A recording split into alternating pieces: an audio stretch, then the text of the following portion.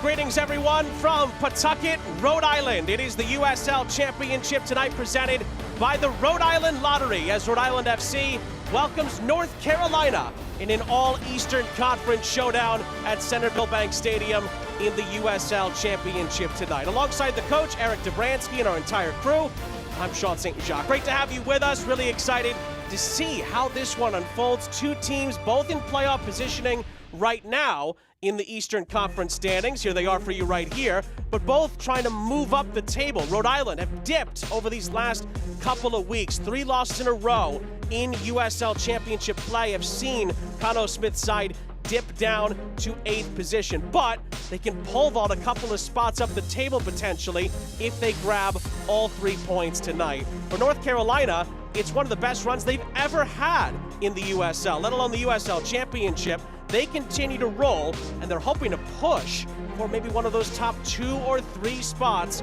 currently occupied by the giants of the league, Louisville, Charleston, and of course Ryan Martin's Loudoun just ahead at the moment. But coach, of course, we have players to look at, players to watch, and for Rhode Island, it's Jackson Lee between the sticks. And Sean, he is a high-quality shot stopper, a calm presence under pressure. He's shown the ability to command his box and play with poise in possession. Still early in his professional career, but showing his class. It's done well so far overall, filling in for Koke Vegas. And on the other side of things, for John Bradford and for North Carolina, Mikey Maldonado has been incredibly impressive with his distribution. Brings creativity, consistency, that final pass vision that elevates this North Carolina attack. He plays with this relentless energy and intelligence, always looking to unlock defenses and link play through the lines. Yeah, 5 assists, 21 chances created. He's really been part of the engine that has gotten North Carolina humming in the right direction. And again, looking to challenge some of the top teams in the Eastern Conference of the USL Championship. Really is a big game for both teams, even still in these early weeks of the month of June. Rhode Island trying to move their way up the Eastern Conference table, and North Carolina trying to make another statement on the road here at Centerville Bank Stadium tonight. We'll have lineups and the kickoff from Pawtucket when you come back.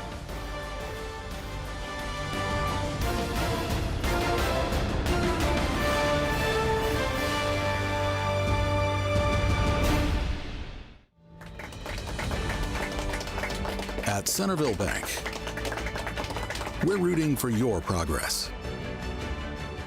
From the everyday moments to the challenges you overcome, the little victories and the big wins. Because your progress is our purpose. Centerville Bank, progress on purpose. You may think the nicest moments happen once you've arrived at your destination. At Breeze, we think they happen all along the way. Yeah, let me grab that for you. That was so nice. Whether you're kicking back in Breeze Ascent or just enjoying time together in family seating, we take creating nice moments seriously, so you're ready for the rest of the journey ahead. When it's all over, the nicest moment might just be planning your next trip. Breeze. Seriously nice. At Ortho Rhode Island, we've built the future of orthopedic care around an important foundation, you. Our experienced surgeons and specialists offer the full spectrum of orthopedic care with leading-edge treatments and technology and a one-of-a-kind patient experience. From diagnosis to outpatient surgery, physical and occupational therapy, acute injury care, and advanced imaging, we make you the cornerstone of innovative care. To learn more or schedule an appointment, visit orthopedicsri.com. Rhode Island, are you ready? Rhode Island FC's brand new home, Centerville Bank Stadium, is waiting for you. Don't miss out on any of the action this season, as the Ocean State's very own look to defend their Eastern Conference title. Tickets are available now, starting as low as $16.36 per game. Scan the QR code to secure your seat today. Sean St. Jacques, Eric Dobransky back here with you, moments away from kickoff between Rhode Island and North Carolina. Time to dig into the starting lineups for both teams. They're brought to you by Bally Bet Casino. And we start with Cano Smith and the hosts. And a lineup that Mabika and Yao bring a physical presence and veteran awareness to this back line. In midfield, Herbo and Maxi Rodriguez offer a gritty and industrious duo. They recover the ball well, spark quick transition going forward, and then you always have to be aware of Albert Deco as that featured multidimensional threat. Of course, Quizera suspended for the red card midweek against Louisville. Joe Brito gets the spot there. And then on the other side of things for North Carolina, my goodness, what a run. John Bradford's side have been on. This is the 11, looks to keep it going tonight. And Pedro Dolabella continues to shine in big moments, a knack for arriving late in the box, be that playmaker. Jake McGuire has that presence in goal, has multiple clean sheets already this season, organizing well behind the back line that is thriving.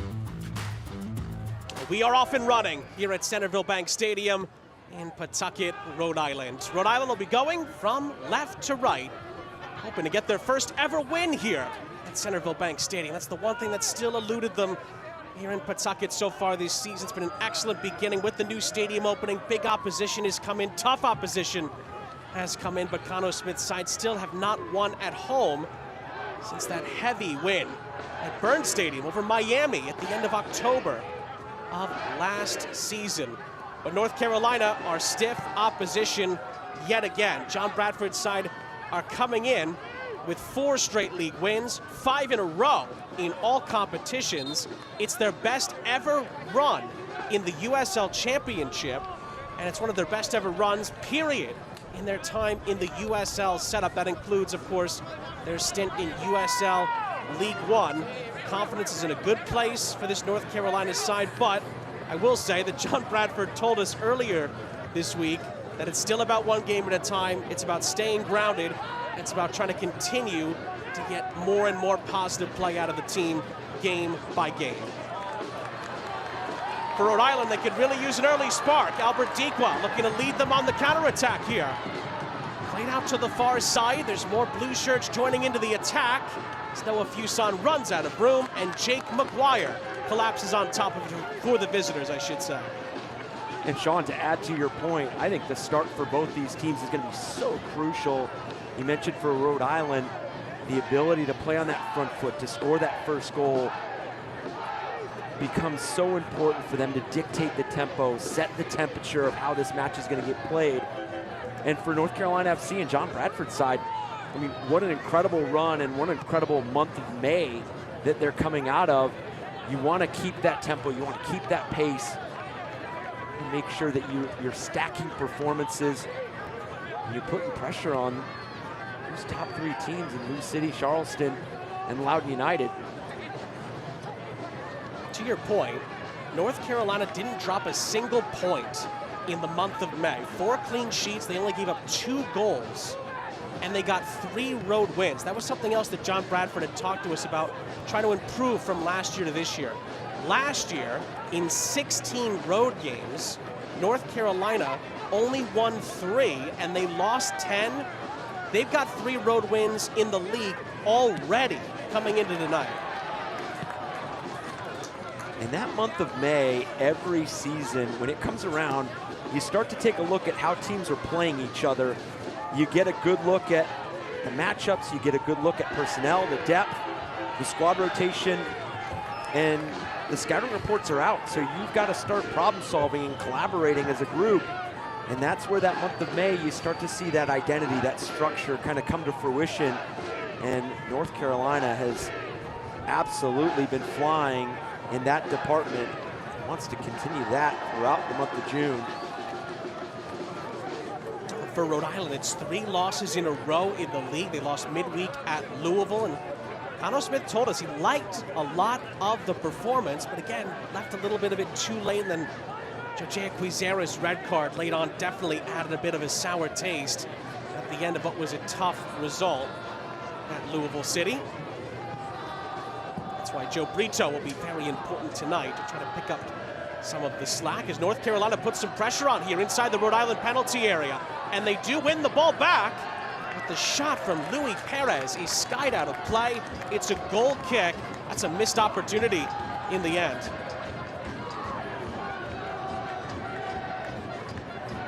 Look at tonight's forward keys to the game. We start with Rhode Island. their ability to threaten. I think you saw it a bit early in this match, the threatening and initial actions, the ability to not only regain possession, but be progressive with that first pass, that ability to break lines, play forward, and then for North Carolina, dominate the midfield, dominate that first and second ball, the anticipation, the ability to make sure that you're playing Rhode Island on the back foot and you're playing at the pace and the speed that you want this match to be played at. The last time these two teams met was actually quite a long time ago, July 27th of last year. It was in Smithfield. Rhode Island won by 2-1 after North Carolina actually led rather early in the game. A late goal from Zach Harivo in the 85th minute ended up being the winner. In the two prior meetings overall, Rhode Island is undefeated, a win and a draw. It's John Bradford's side.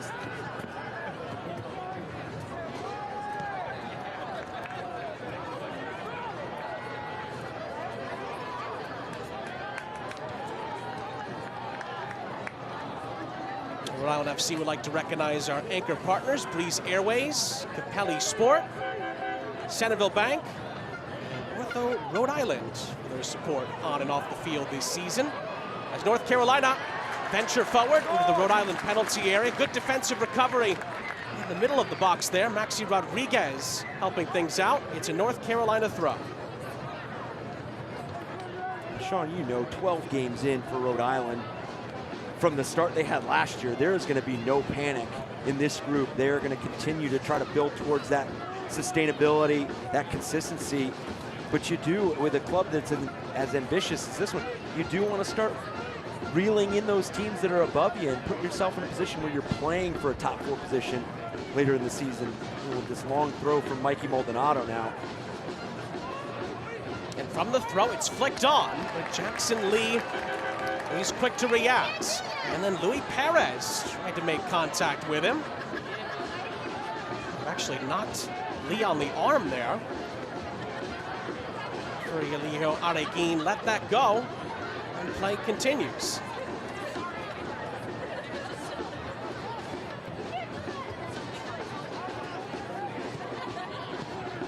Harivo. Miscued on the touch, but Rio Hope Gund is there for Amos Shapiro-Thompson if he needs him. It's played all the way back for Ame Mabika. Of course, Karifa Yao gets a start as well, just kind of getting back into the fold himself. That's why Grant Stoneman and Frank Nodarse start the night on the bench for Rhode Island. Had big minutes, particularly Stoneman this season. That's going to be a foul and a Rhode Island free kick. Just in front of John Bradford.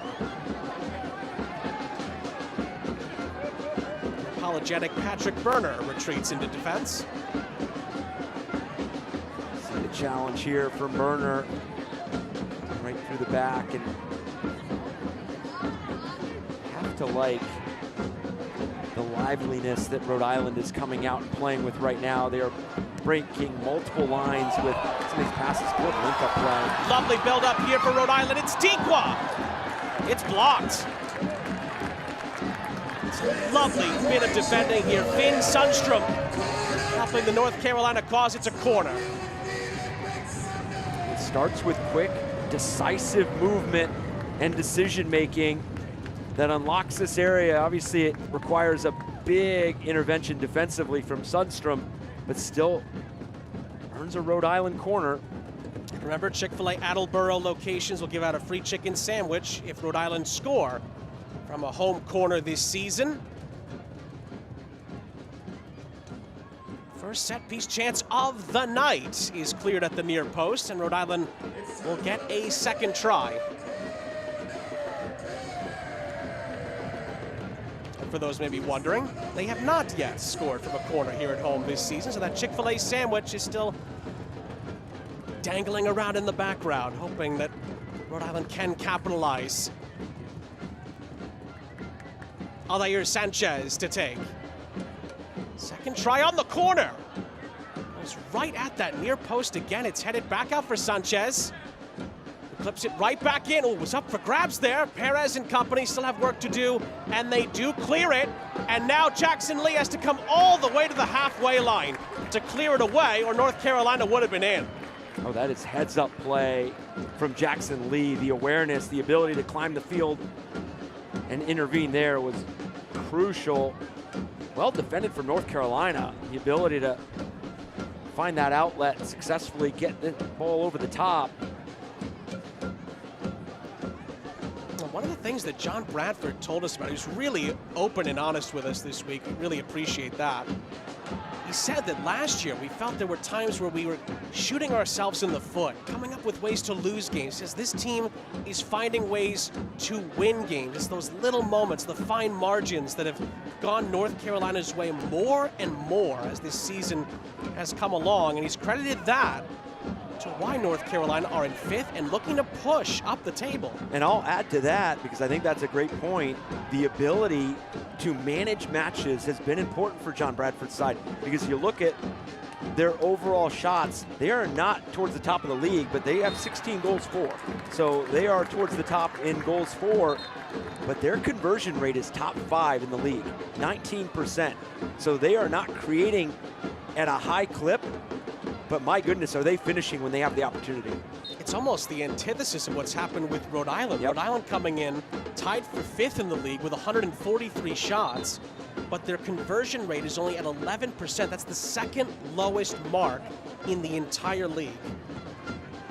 And that goes back to the point you were making with the fine margins, the ability to capitalize, the timeliness, the composure, the poise, and some of those big game moments that kind of flip a result. That is what Rhode Island is looking for. Rhode Island get a free kick here. It's clipped towards the far side of the 6. And not the most definitive of headers here. Rhode Island can pick up the pieces on this far side.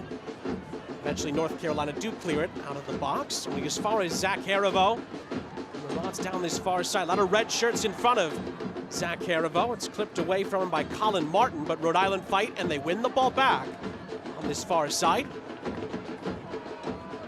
To sweep it around under some pressure here. It does eventually find Rio Hope Gunn. Oh, and that late challenge is going to be punished here. It's a foul, it's a free kick, and it is going to be a yellow card as well. Now, Luis Perez, the guilty party. And you can only imagine that Luis Perez put himself in the front of the official's mind earlier on the pressure that he put on Jackson Lee on the distribution out of the 18-yard box, and then follow up that challenge. Early yellow.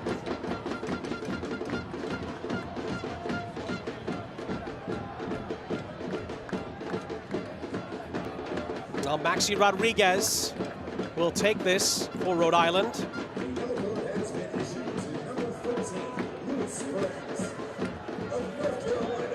Luis Perez yellow is confirmed.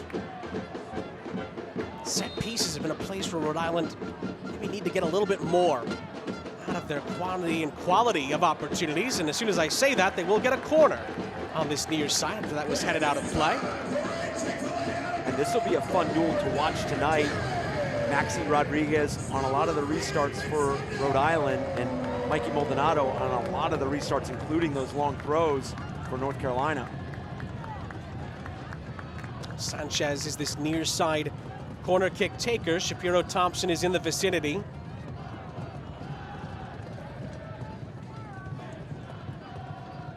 Sanchez's ball into the near post. Missed header for Rhode Island there.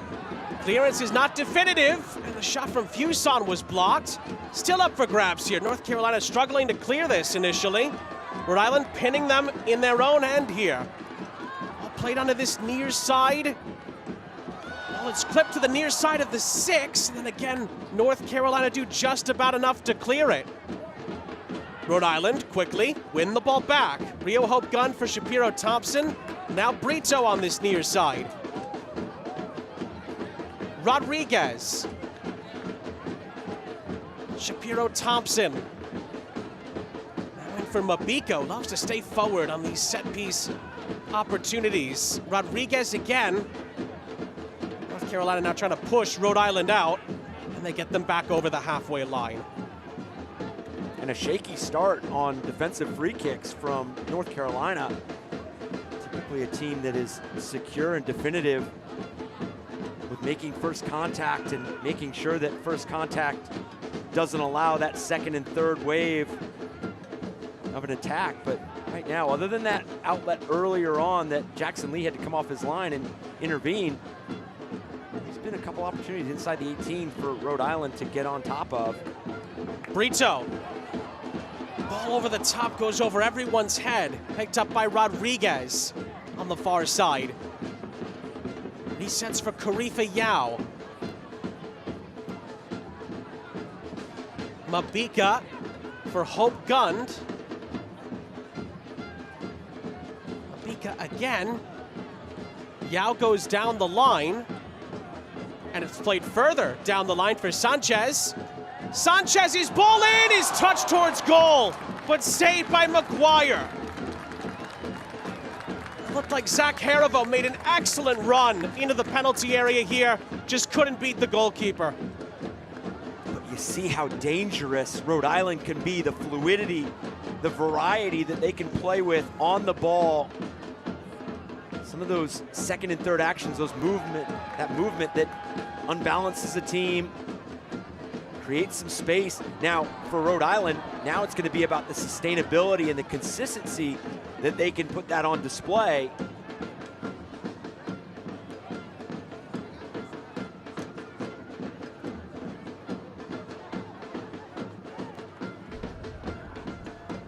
$2025 single game tickets for Rhode Island FC's historic first season at brand new Centerville Bank Stadium are now on sale. Secure your tickets today.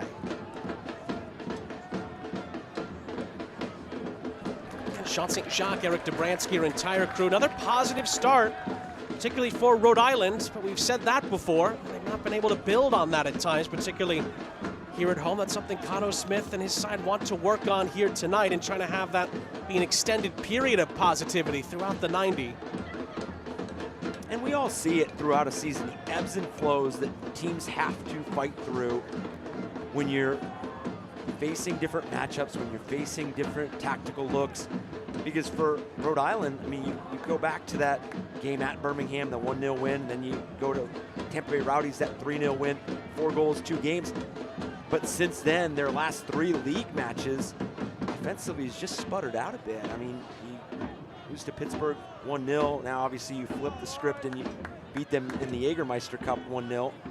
But then you go on, lose Miami 1-0, and then lose City. The only goal scored is that own goal by Kyle Adams. Obviously, the pressure that you put on and creates that moment. Good ball in here, it's headed in by Albert Diqua. Oh, how Rhode Island needed that. It's Albert Diqua's second goal of the season. And RIFC jump out in front here in Pawtucket.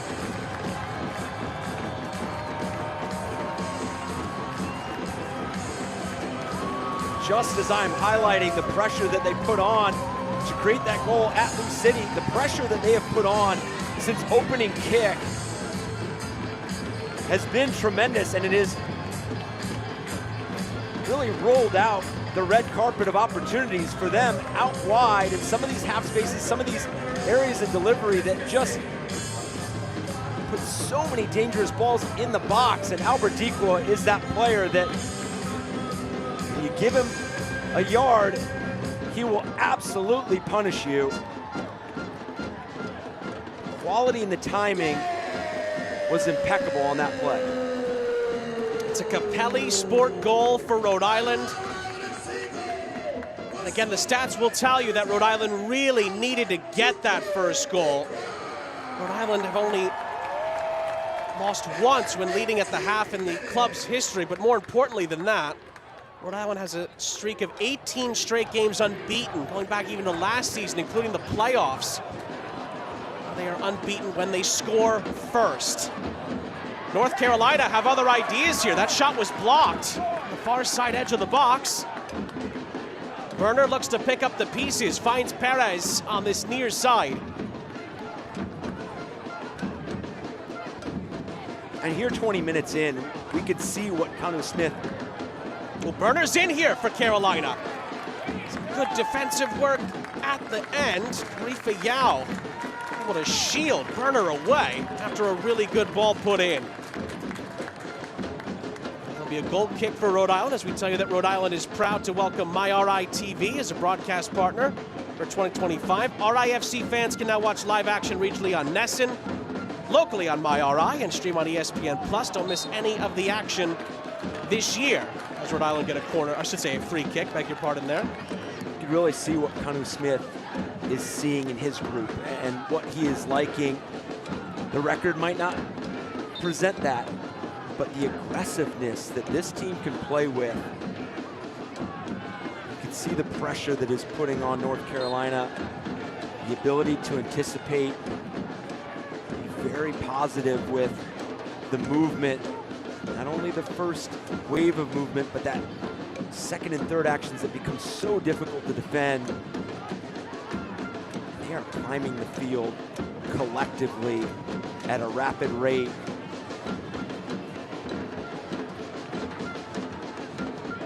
Particularly here at Centerville Bank Stadium, it felt like Rhode Island needed a lift, particularly after those tough losses to Pittsburgh and Miami. They've got it. How will they handle it here? More defensive work to do. Another good bit of intervention play from Karifa Yao in the middle of the box, but then Rhode Island gives the ball right back to North Carolina. This is Colin Martin. Clearing it out to the far side. Perez didn't really have much to work with there. Goes back to Sindstrom and back to the halfway line.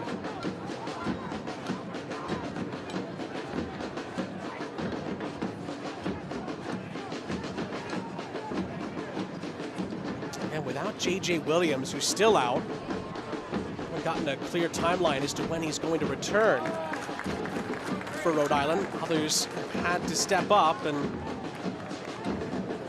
Albert Dequa, of course, a former league MVP, former league Golden Boot winner during his time with the Pittsburgh Riverhounds, comes up with a huge goal there to lift Rhode Island spirits. That delivery by Sanchez was terrific, and his delivery out in the corners really asked a lot of different questions of North Carolina. Burner is going to run onto this here for North Carolina, and his cross into the middle is blocked away. North Carolina have had a couple of opportunities here and have not been able to take advantage. I almost felt like in that moment it was his chance to take, because that window to play that pass into it closed.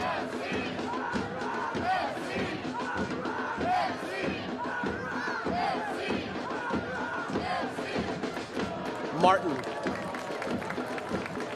Patrol around the middle of the Rhode Island half. Bryce Washington. And on the backtrack, Dolabella scored that big goal against Hartford. Ooh, and a coming together here. That's going to be a free kick and a yellow card for Sanchez, it looks like.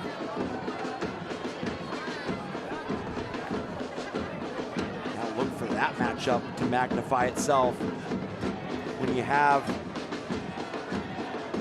outside defender getting these 1v1 matchups, have the ability to face up, test them throughout the match. And then for North Carolina, you get a look at a free kick, a deep free kick. You put this in an area that provides that response that you're looking for.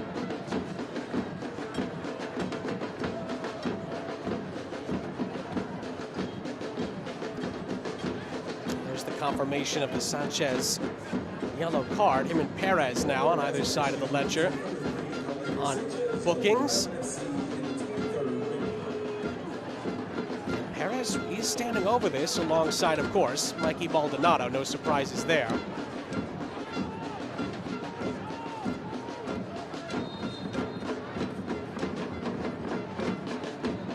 North Carolina bluffs at it. Then Perez puts it in. It comes up short. Spread it out to this near side. Carolina can pick up the pieces here. It's actually swept back into the box beautifully. And a foul is going to go against North Carolina. It's a Rhode Island free kick. Mika standing his ground there for RIFC. There is a player down, of course, for North Carolina here. Player, Luckhurst, is back up onto his feet.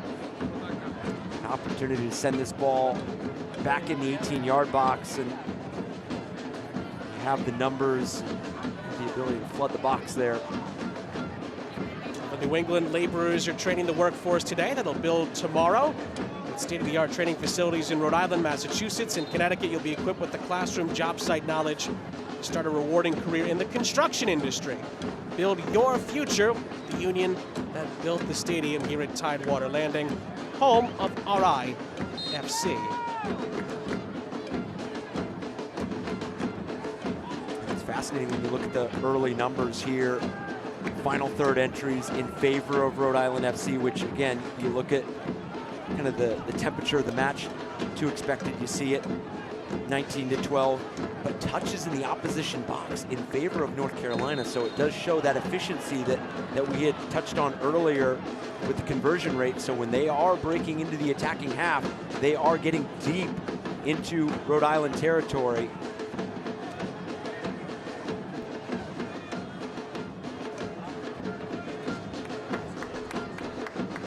Carolina take the free kick back into their own half.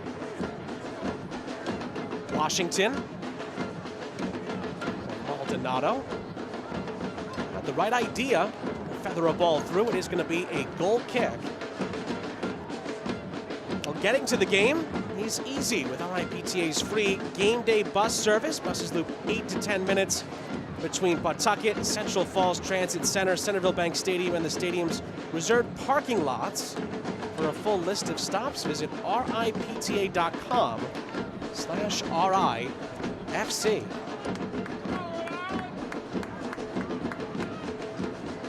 Goal from Albert Dequa, just his second in the USL Championship this season, as Cano Smith's side ahead. North Carolina have responded well, just have not gotten a clinical touch themselves as of yet in the Rhode Island penalty area.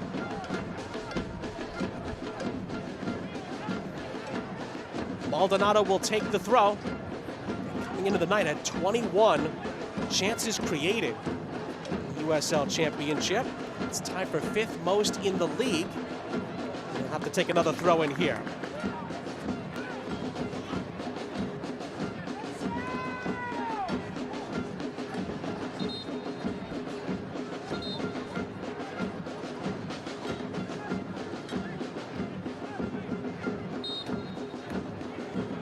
Assists, which is right at the top of the league in that particular stat category. And his throw was pretty well placed, headed back to the edge from Martin. It was blocked away by Shapiro Thompson, and then a coming together there. It is a foul, a free kick for Rhode Island to alleviate some of the Carolina pressure, and Dequa doing the work on both ends.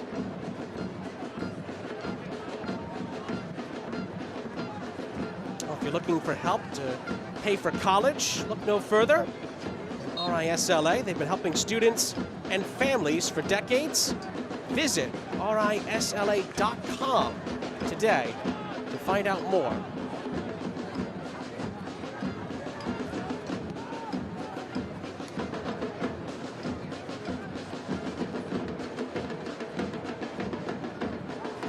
Fuson comes back to get it. And then Rhode Island forced to go back to Jackson Lee, who is under some pressure here. Oh! Just about got rid of it, but it still leads to a turnover. Maldonado slides it through. And Mabika steps in. Even sometimes when the goalkeepers get out of that, a chain reaction can occur that leads to a breakdown, a mistake. Rhode Island lived to tell about it in the end. But North Carolina is still on forward here with Martin. Martin slides it through. It's brilliant. Build-up play. Oh, and it's off the post. Perez follows up. Lee touches it away from him after not being definitive on the first attempt. Again, Rhode Island survived the sequence. And two players are down in a heap at the end of this sequence. And up and down the field we go, and this stoppage gives Jackson Lee a moment to just take a breath, because he has heavy involvement both on the ball, his ability to play out of the back, but to your point, it really strung together a sequence that put Rhode Island under a lot of pressure. And then this is where North Carolina has started to build some momentum, is their counterattack, their ability to transition. When they regain possession, they already have collective numbers going forward and being aggressive and the ability to climb the field. Jackson Lee just pushing that ball just far enough to kiss off the post, and is up quick enough to gather that second opportunity.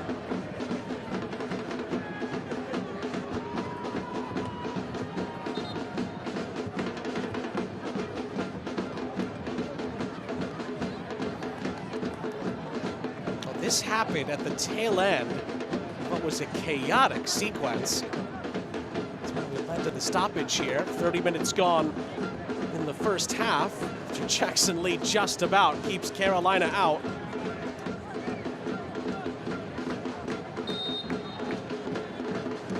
And no luck for Adam Luckhurst, unfortunately, from a Carolina perspective.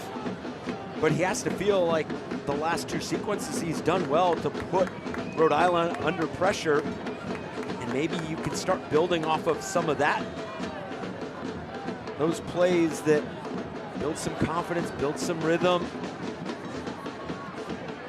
You can have that variety in your toolbox as a team. Start to grow in confidence. Dolabella did really well there for North Carolina and continues the run here. Dolabella clipping it into the middle. Maldonado lays it off. And it was a really well-struck effort from the edge of the penalty area, but a gigantic block, I think, from Yao in the mix there. Denies Perez, and it's sent out of play. Now this finishes with a quality look. What a layoff by Mikey Maldonado. Perez absolutely laces this, and to your point, crucial block there in front of Jackson Lee. Well, certainly since the Rhode Island goal has gone in, North Carolina have looked much the more likely to score next. And from the corner, it's put in towards the back edge of the 6, where it's touched away. Burner with a bit of an ambitious effort from inside the arc. It's a goal kick. And another missed opportunity for North Carolina. Well, it gives us time to tell you that Mighty Squirrel is thrilled to support Rhode Island FC. Visit the tap room and brewery locations in Waltham, Boston, right next to Fenway Park. Coming soon to Arsenal Yards in Watertown. Raise a glass of loud candy. And cheers to the team and the mighty moments ahead. John Bradford's got to be encouraged by what he's seen here. Just no equalizer yet. And they're going to want to find that payoff. When you have a team on the back foot, I mean, you're looking at final third entries, 13 for North Carolina, 11 of them have equal touches in the opposition box. So efficiency, efficiency, efficiency, and now it's just about finding that final moment that rewards that work. And North Carolina are in again, another chance, another save from Jackson Lee. They just keep on knocking at Rhode Island's door, but RIFC continue to come up with the answers. And clearly North Carolina feels like they have some sort of advantage in out on that right side. Rhode Island's left side, they are throwing a lot of numbers there,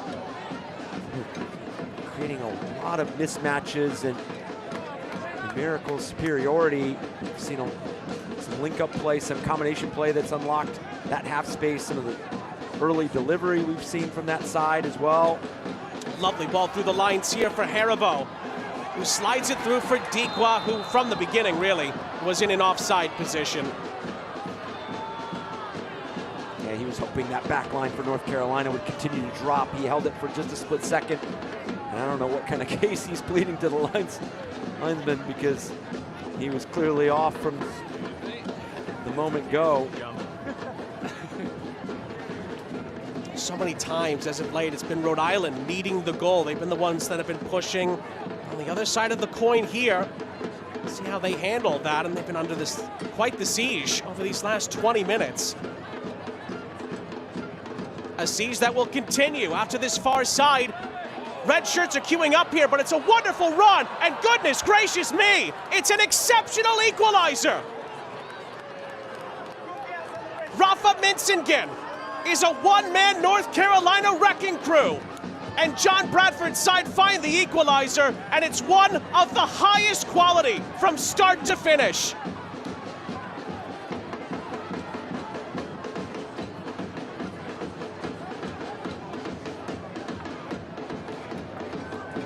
And they have asked so many different questions here since conceding the opening goal. Minsingen just picks up this ball about 30 yards away from goal. And instead of driving at that end line where North Carolina has found some success, he decides to ask a different question and goes right at frame. Rewards this North Carolina FC side with a goal before the break.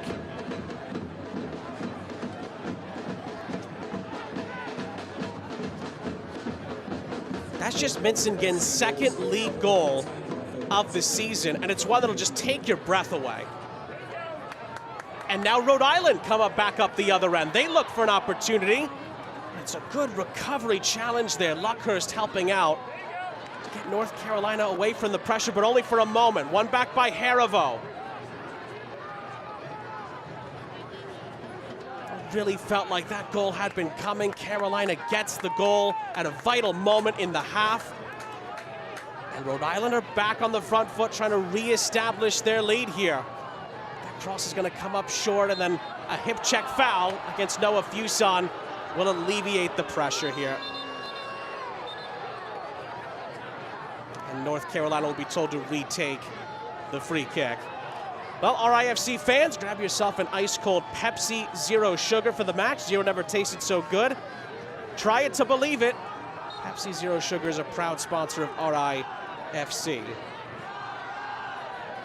That goal is a prime example of that ability to set it up with earlier actions. North Carolina might not be done here. Cross into the middle again, looking for Adam Luckhurst. Minsingen's got to be flowing with confidence after a move like that. He picks the pieces back up again. Well, he gets on the ball and he just sees that channel open wide. And the ability for Rhode Island, they're recognizing the success that North Carolina is seeing out wide, and they just begin to retreat into their own 18-yard box. And credit to Minsingen, he just saw it open up and it's decisive. Another long distance shot. Perez trying to test Jackson Lee. It fizzles wide.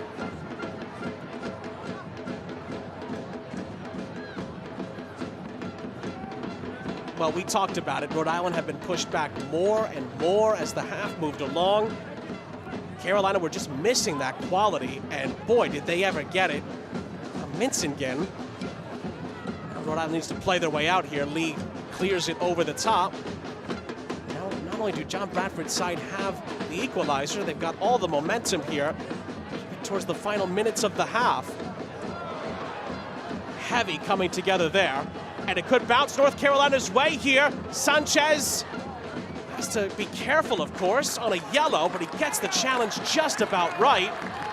And Rhode Island running up the other end with Noah Fuson. Other blue shirts joining in. Fuson trying to cut inside, and he's, well, stood up and dispossessed. Maldonado has to be careful. He is fouled in the end by Fuson. Free kick. You had to feel like if Rhode Island was going to be able to survive some of those opportunities they were giving up before the Minsingen goal, that they were going to be able to go into the break, recognize some of those areas that needed to be fine-tuned, and continue to see this 1-0 lead out, but they just were not able to get to the break. And again, North Carolina, they just continued to flood the box with those runs, move pieces defensively. Something worth mentioning about Carolina as well is they've really done some of the goal scoring by committee. Evan Conway, one of their leading goal scorers, has been out. They've had 10 different goal scorers this season. Michigan was already one coming in to tonight. And 2/3 of their goal scorers have come from players that have played at least 7 league games this season. As tempers fray a bit here, yellow cards coming out. Burner gives the thumbs up as he receives a booking for North Carolina at the end of that sequence. And for a player that has been aggressive since the first whistle and picks up the yellow here, now has to be measured throughout the rest of this match. He's found himself in some of those isolated moments out in the wide areas. Obviously this with collective numbers around the ball. But you have to think that it's more of accumulation and quantity than that foul itself. Harivo plays out to the far side. Sanchez. Still 5 minutes left for Rhode Island to try to regain the lead. Rodriguez. Lovely ball threaded through for Harivo, and his cross was deflected into the waiting arms of Jake McGuire.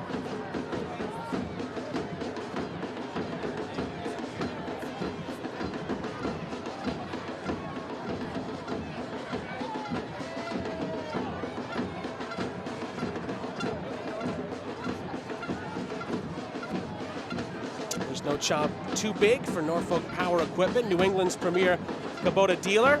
Norfolk Power Equipment is a proud sponsor of RIFC. Come down today, get the job done with Norfolk Power.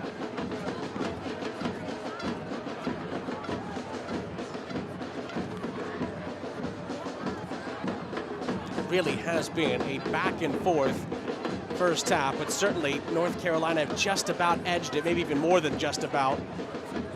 The half has played out since North Carolina went behind. They have been so good, and they've got another free kick here. Again, Aldair Sanchez needs to be careful, sitting already on a booking.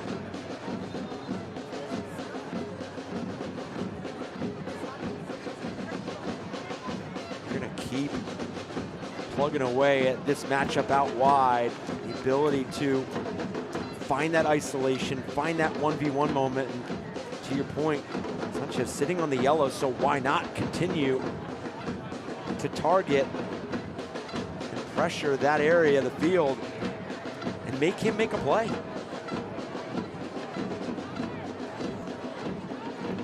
Perez and Maldonado again. The brain trust over this North Carolina set piece. Maldonado's ball in. He's way too close to Jackson Lee. Then fights for space inside his own box and outlets it onto this near side for Noah Fuson. Trying to lead the Rhode Island break.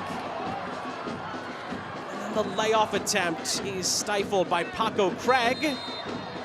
Shapiro Thompson follows up, gets tangled up with Perez. It's a Carolina free kick. And you could see here early how purposeful North Carolina is being about halting Rhode Island's ability to transition, to counterattack. We saw it in the yellow card to Burner. Obviously, there was a bit of accumulation to that, but it did halt a quick transition moment from Rhode Island. And then here, hounding Jackson Lee throughout this first half, his ability to restart play, to play out of the 18-yard box quickly. See, North Carolina wants to win that battle in transition. Oh, another immaculate bit of build-up play there from Carolina. Just needed a better feed into the box, and then it is given back by Rhode Island here, and then Perez cannot get a touch to that. A couple of what-if moments there in the final third. And when North Carolina have been on in this first half, they have been on in the final third.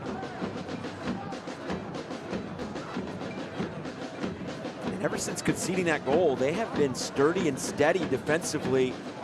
Their commitment to get numbers back behind the ball, and then that ability to find the outlet as soon as they regain possession, wherever it is on the field. They have been able to make themselves available, and available in areas where they are on the half turn, that they do have the opportunity to play forward, or at least give that hint or that shape that they can go forward. Coming into the night, North Carolina were tied for the fourth fewest goals conceded in the league. Of course, that's now gone up from 11 to 12. The Dequa opener. Back in the 18th minute. John Bradford's side defensively have really been excellent at times this season as we dive into 2 added minutes at the end of the first half. A goal from Albert Dequa canceled out by a majestic run and finish from Rafa Mensingen to equalize for North Carolina. Both players with their second goals of the respective league campaigns. And a ball floated over the top here for Dequa, who is once again in an offside position, and that's where the attack will end. And I know it's frustrating to have an offside call, but this is, I mentioned it with the North Carolina goal, actions that start to open up the field. And for Albert Dequa, that threat of stretching an opponent, that ability to sit behind a back line or in between defenders for North Carolina FC, does that begin to open up some of the midfield play where now you can get Maxi Rodriguez, because we have not seen him on the ball faced up in the final third. I mean, Hervo had that one early opportunity, that header that ended up in the hands of Jake McGuire, but besides that, we have not seen the inclusion of those two players. So does that ability to stretch that back line open up some space centrally?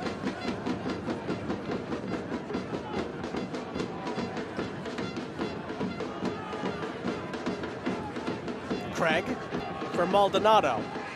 Final seconds. It's been an entertaining half, particularly from a neutral's point of view.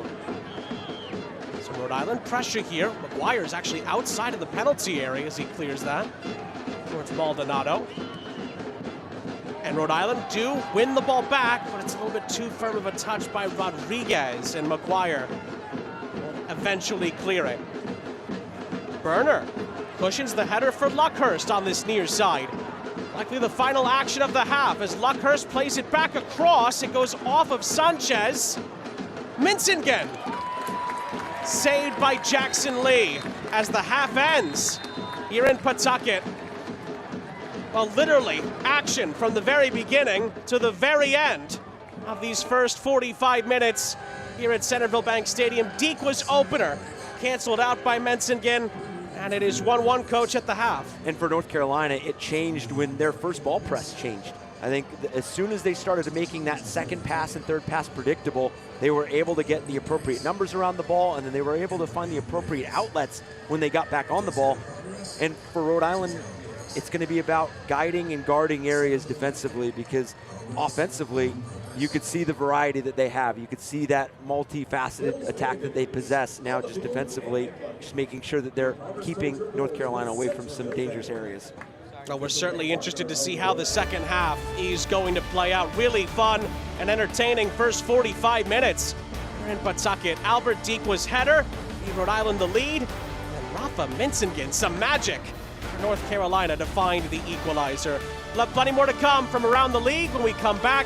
Halftime in Pawtucket, it is 1 each between Rhode Island and Carolina.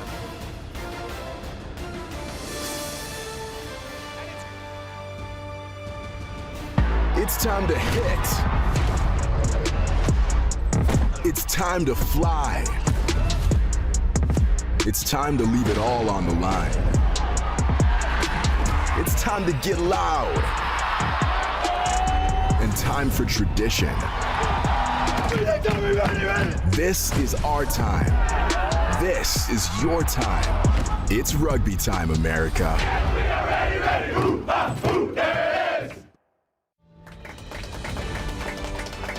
At Centerville Bank, we're rooting for your progress. From the everyday moments to the challenges you overcome, the little victories, and the big wins.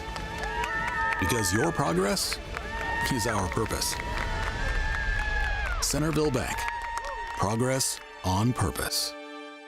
At Ortho Rhode Island, we've built the future of orthopedic care around an important foundation, you. Our experienced surgeons and specialists offer the full spectrum of orthopedic care with leading-edge treatments and technology and a one-of-a-kind patient experience. From diagnosis to outpatient surgery, physical and occupational therapy, acute injury care, and advanced imaging, we make you the cornerstone of innovative care. To learn more or schedule an appointment, visit orthopedicsri.com. You may think the nicest moments happen once you've arrived at your destination. At Breeze, we think they happen all along the way. Yeah, let me grab that for you. That was so nice. Whether you're kicking back in Breeze Ascent or just enjoying time together in family seating, we take creating nice moments seriously, so you're ready for the rest of the journey ahead. When it's all over, the nicest moment might just be planning your next trip. Breeze. Seriously nice. One each at the half between Rhode Island and North Carolina. Sean St. Jacques, Eric DeBransky, your entire crew. Happy to have you along for the ride tonight in the Eastern Conference of the USL Championship. Really good first half of USL Championship soccer. We're excited to see how the second half plays out. Of course, we were talking a little bit about this earlier, Coach, just overall what's coming up for Rhode Island and what they still have to go through. They've been through a couple of tough moments as of late, and the upcoming schedule, these are just home games coming up for Rhode Island. That doesn't change, and of course it includes a couple of very pivotal Jägermeister Cup matches as well. Yeah, and just continues to stack up here at home, and what a beautiful venue they've opened up. They're still looking for that first win, but this stretch of matches right here, I mentioned it earlier in the first half, how ambitious this team, this organization is. So they want to start stacking those performances, stacking results, put them in a position where they are playing for a top four come last 10 games of the season. But it's all about taking care of business here at home. Particularly those last two games in July. Couple of derbies against Hartford. Those will be definitely ones to circle on the calendar, not just in the league, of course, but in Jaeger Cup as well. And of course, a lot of big events coming up at Centerville Bank Stadium. Centerville Bank Stadium is going to host Major League Rugby's championship game on June 28th. Tickets are available now at majorleague.rugby/champ. So already in the early weeks and months of this building, they are getting more and more big events. Well, Mike and Devin always do a great job on USL All Access. Let's see what's coming up on this week's episode. This week on USL All Access, the greatest striker to ever play in the USL Championship, Cameron Lancaster, joins us, and we will break down their midweek matchup against Rhode Island FC. Is the Player Shield even a race anymore? We're going to give you a look at who our front runners are and who's got a possible outside chance of chasing down those three horses, and an ode to our owners, our general managers, and our presidents. Pay attention. The future is now.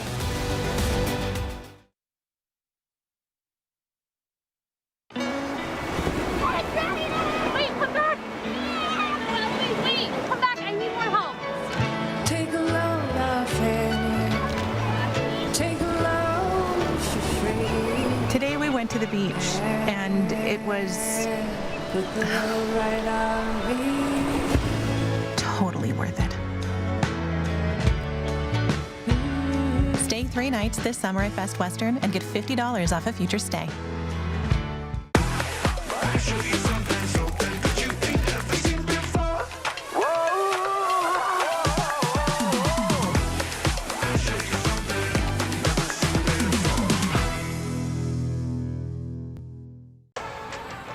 How does Crystal Geyser Alpine Spring Water keep you in the game?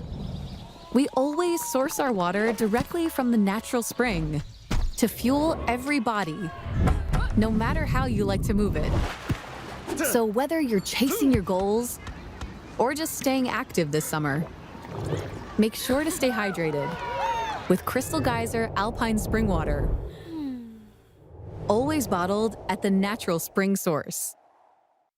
Pain doesn't care who you are or why you hurt, but pain can be mastered if you know the way. Focus! Fight back with Tiger Balm's legendary herbal power. Whatever it takes.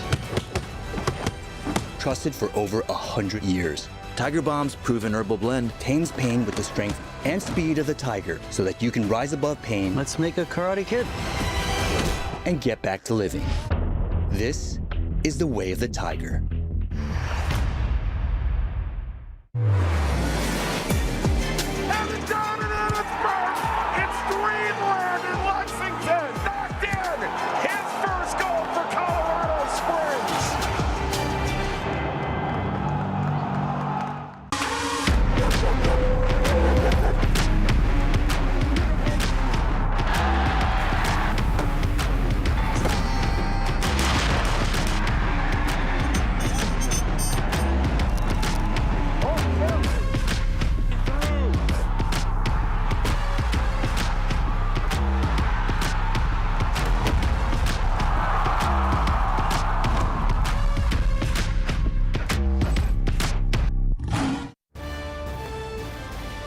Sean St. Jacques, Eric Dobransky, our entire crew, happy to have you with us. Halftime in Pawtucket. It is Rhode Island 1, North Carolina 1 in this Eastern Conference clash in the USL Championship tonight. Let's dive into some news and notes from around the USL Championship.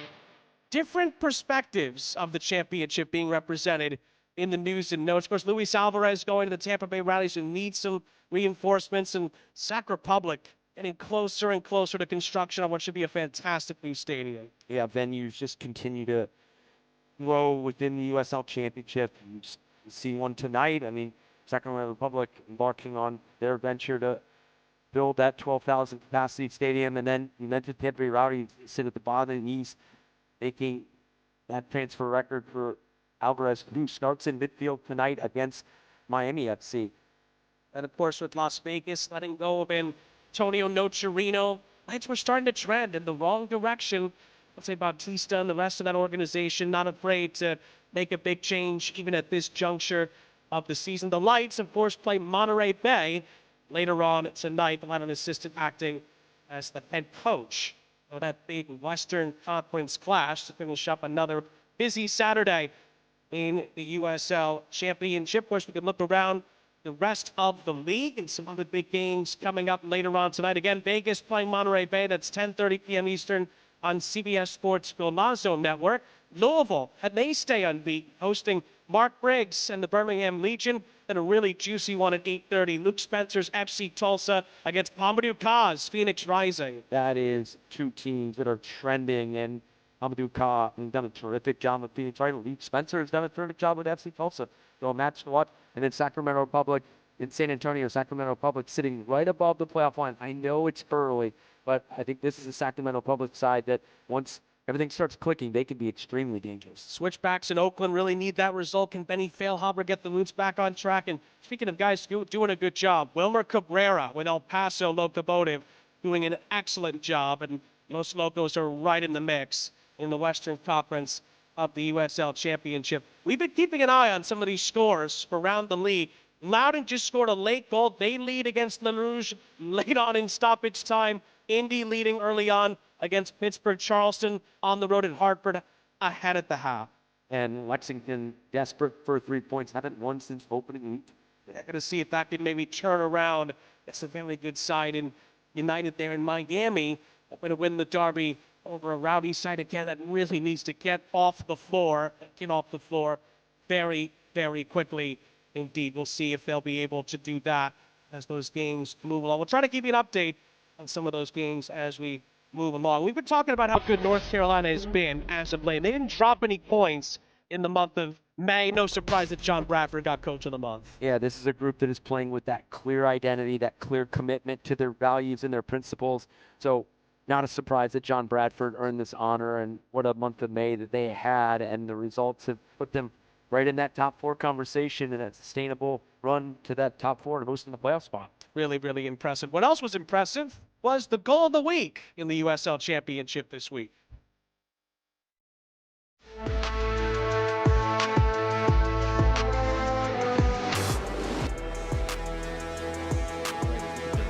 Falls, and how about that?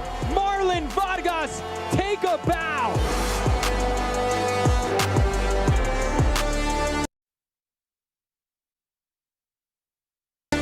At Ortho Rhode Island, we've built the future of orthopedic care around an important foundation, you.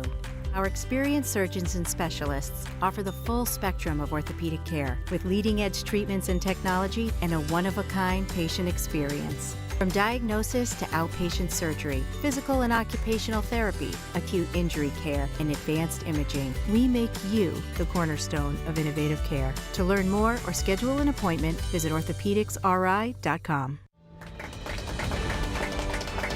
At Centerville Bank, we're rooting for your progress. From the everyday moments to the challenges you overcome, the little victories, and the big wins. Because your progress is our purpose. Centerville Bank, progress on purpose. You may think the nicest moments happen once you've arrived at your destination. At Breeze, we think they happen all along the way. Yeah, let me grab that for you. That was so nice. Whether you're kicking back in Breeze Ascent or just enjoying time together in family seating, we take creating nice moments seriously, so you're ready for the rest of the journey ahead. When it's all over, the nicest moment might just be planning your next trip. Breeze. Seriously nice.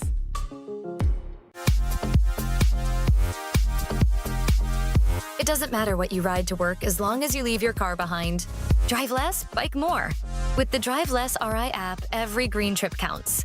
Whether you're pedaling to the office or cruising to class, log your bike trips and start earning rewards. Be a climate champion. Bike more, drive less. Download the Drive Less RI app today, because every mile matters. Visit drivelessri.com to get started. Halftime here in Rhode Island, 1 each between RIFC and NCFC. Really good first half of play here in the USL Championships Eastern Conference. Sean St. Jacques, Eric Dobransky here with you. We jump in to the first half highlights. My goodness, was there a lot to get to in that first half. First meeting of the season between these two, and there was plenty of fireworks, Coach. And Sean, early and often it was Rhode Island playing on the front foot, playing with that variety in the attack, that explosiveness. You see that delivery from Sanchez and that finish from Albert Dequa, somebody that Rhode Island is going to have to lean on offensively with the absence of J.J. Williams. Obviously a prolific goal scorer in his own right. And then the first half continued in North Carolina. The ability to flood the box and create so many options, create this opportunity. Now, Mensingen does a tremendous job of individual brilliance, but it's almost like the red carpet was rolled out because of how they set the play up, and the ability to reward themselves for the momentum that they were building in that first half was crucial. Cox Business first half highlights are a wonder to behold. The halftime stats look like this, and it does seem to be edging North Carolina's way. They had the momentum before they got the goal, and then they got the goal. And sometimes it's as simple as duels, and right now North Carolina they're winning the duels, and that's something that we don't see in the stats here, but right now they flipped the script by winning some of those 1v1 matchups, some of those aerial duels, and in key moments. Well, there's many great places in Centerville Bank Stadium to watch the game. These fans are winners of the Seriously Nice seat upgrade, courtesy of Breeze Airways. Every match, Breeze Airways upgrades lucky fans to a premium match day experience. Breeze Airways is a proud partner of Rhode Island FC. Not many bad places to watch a game here at Centerville Bank Stadium, but they get some of the best seats in the house, as do we, of course. Coach, always a pleasure to be part of these games. We've got a good one brewing here in the Eastern Conference of the USL Championship. Rhode Island will be going from right to left at the start of the second half here in Pawtucket with us squared at 1. game where both teams do have a chance to vault a bit higher up the Eastern Conference standings. North Carolina, who had momentum at the end of the first half, nearly created a big chance here at the start of the second half. Pedro Dolabella, hands on head, after he was not able to control what was a lovely feed in behind. And that's going to be the question for North Carolina, is can they continue with the momentum that they were stacking and building upon in that first half? Can they bring that in to the second 45, as they were just explosive and electric in what they created and the opportunities that they possessed, as we see changes for Rhode Island. Aldair Sanchez, it appears, has made way. And there he is, bottom right of your screen. Frank Nodarse is on for Rhode Island in the second half. And of course, Sanchez was on that yellow card, so no surprise that Cano Smith has made that alteration. And of course, Frank Nodarse has had an excellent season for Rhode Island. He gets Noah Fuson on his way down this near side. Dequa and Rodriguez are available in the middle. And Fuson has his initial shot blocked. Shapiro Thompson has to get around the referee to eventually get the touch on it, and then takes on the strike. And it wasn't a million miles away. Amos Shapiro Thompson can certainly strike it, but was not able to hit the target. And offensively, Rhode Island FC have done a terrific job. I mean, their movement on and off the ball has created some threatening chances and sustainable chances. Something that we kind of brought up at the beginning of the match was how dynamic and explosive they looked to start the match, but could they continue? Could they be consistent with that look? And that they have done. It's defensively where they just need to fine-tune some of those areas, whether it's first ball press, condensing space, making sure those channels are extremely tight to play into, because North Carolina was picking and choosing the outlets they were accessing throughout that first half. So something that they want to do a better job of here to slow North Carolina down. Martin flutters it out to the far side. Lovely defensive work there from Rio Hope Gund. Great little turn there by Brito, and there's acres of space to run into here. He slides it through for Dequa, who was beaten to it by the teenager, Finn Sundstrom.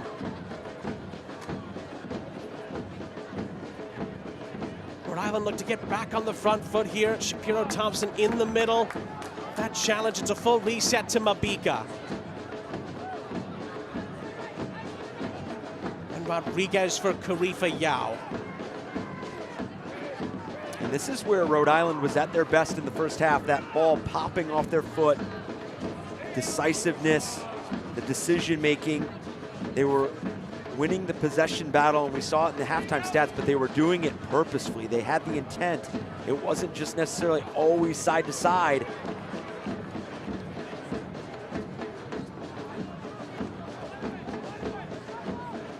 Martin. Resets for Carolina out to that far side. Berner and company back for Martin.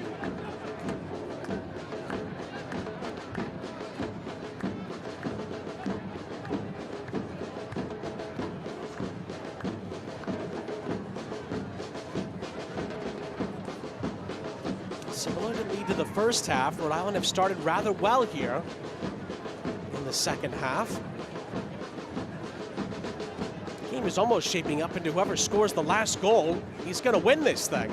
Well, that's a terrific point, because I was just thinking to myself, what makes these matchups so fun? Obviously, the two extremely talented sides, but you knew that with the ambition that these two teams have, not only just to make the playoffs, but make a run in the playoffs, you were going to get the best problem solving from both these teams. You have the experience, you have the talent throughout the roster, the depth, the ability to collaborate and to solve problems, and that's what we're going to see throughout this match. So what you just said is exactly what we're kind of getting a sense of.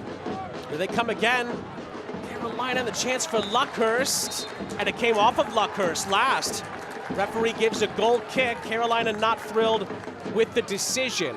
It goes Rhode Island's way. Well, don't miss out on any of the action at Centerville Bank Stadium this season. 2025 prorated season tickets are on sale and available now. That is headed right back to the edge of the box here. Dolabella for Rhodes to give more North Carolina players a chance to join in on the attack. And Minsingen, who was just unbelievable in the first half, has a rare stumble there on this near side. And Fuson is trying to give Sundstrom something to think about. Jake McGuire calmly chips it forward.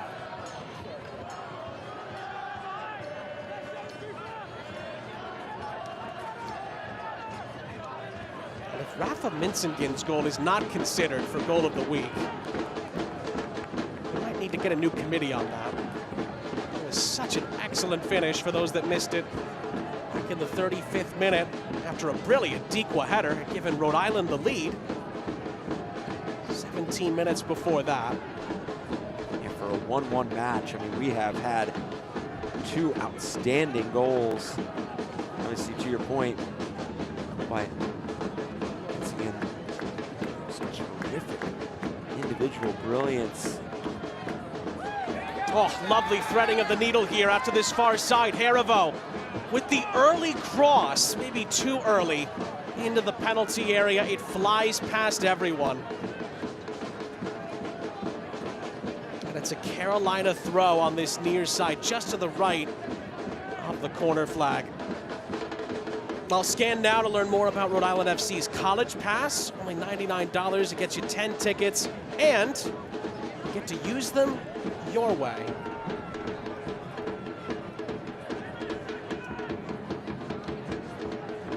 Maldonado's throw, Dolabella's header, and then the physical defensive prowess from Ame Mabika. Of course, has a ton of MLS experience under his belt.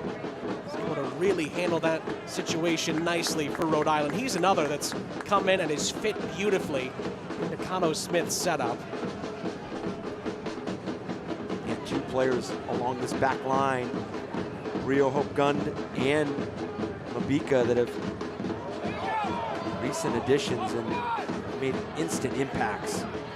Fuson trying to chop it towards the end. Ooh, did that ball roll over the line? Noah Fuson certainly thought so. We had a good look at that.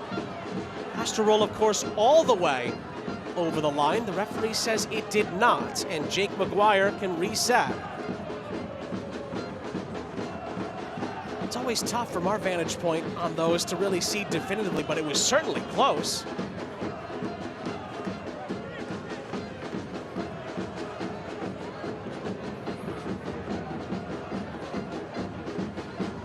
Oh, lovely touch by Fuson. Then tried the back heel, but Sundstrom cuts it out. And then Fuson wins it back for Rhode Island. Harivo trying to touch it past after Rodriguez fed him, but Dolabella emerges for North Carolina and plays a brilliant ball for Adam Luckhurst down this far side.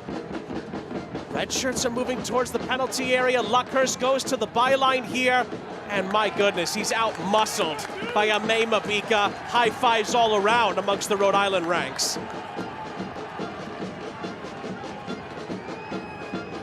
Oh, High Noon's quality is second to none, formulated with real spirits, real juice, real iced tea, no added sugar, and natural flavors. High Noon is the perfect drink for any occasion. Ame Mabika, majestic defending. I mean, that's just how you draw it up. Can Rhode Island use some of these big defensive stances to build into this game? Because that's the area that they needed some of those loud moments to come from. And they've done just that in this second half thus far. One back by Rhode Island. This is Fuson, who's gotten more and more involved as the game has moved along. And he gets into the box on this near side. He plays a brilliant ball across. Nobody got a touch onto it. And Dequa stumbled, I think, before the ball even got there. It's one back by Yao. There's time and space here for Rodriguez. Rodriguez gets it at the second attempt, plays it out to the far side. Harivo for Brito. reset Mabika. Nodarse.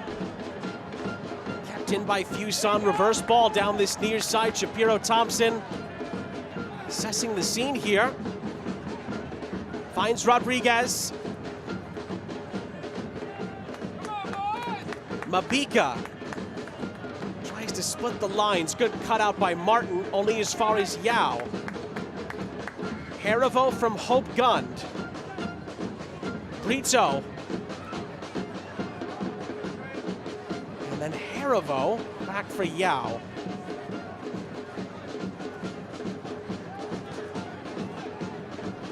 Yao. Hope Gund over the top.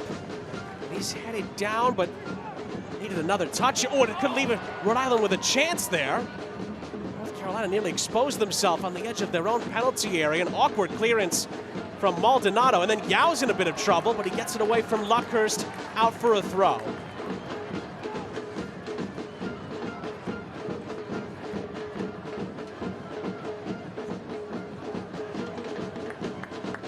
Maldonado controls under Rodriguez pressure. It's clipped up ahead, but again, Yao and Mabika are all over it. Now Darce poking this up ahead, and there's time and space here for Noah Fuson on the near side. Fuson on his left has it blocked, out for a Rhode Island throw. Rhode Island continues to display how sharp they can be on the ball. And at that point, they off the ball as well.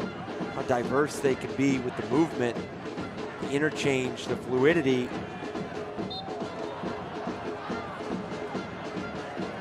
To the end of a really good sequence. It's a poor challenge from Frank Nodarse, a push in the back, a North Carolina reprieve.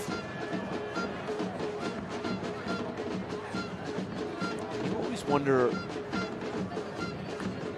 what kind of team you're going to see after a midweek match. You play a tough road match at Lynn Family against Lou City, take a tough 2-1 defeat, and then you come here at home and I mean, credit to Rhode Island. They have looked lively. They have looked committed, purposeful, unpredictable in the attacking third, which is what you want to look like. But to North Carolina FC's credit, they have managed this match. They have made sure that they absorb some of the big pressure moments and they find their footing. They did it in the first half, and right now we've seen, we said it a few moments ago, we've seen that fast start to this half that we saw in the first half for Rhode Island. Now does North Carolina start to transition into some of that pace that they played with towards the end of that first 45.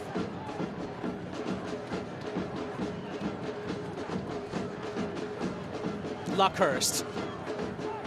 Just a nice play from Perez down that far side. Luckhurst again is upended. And it's a free kick for the visitors here as we approach the hour mark.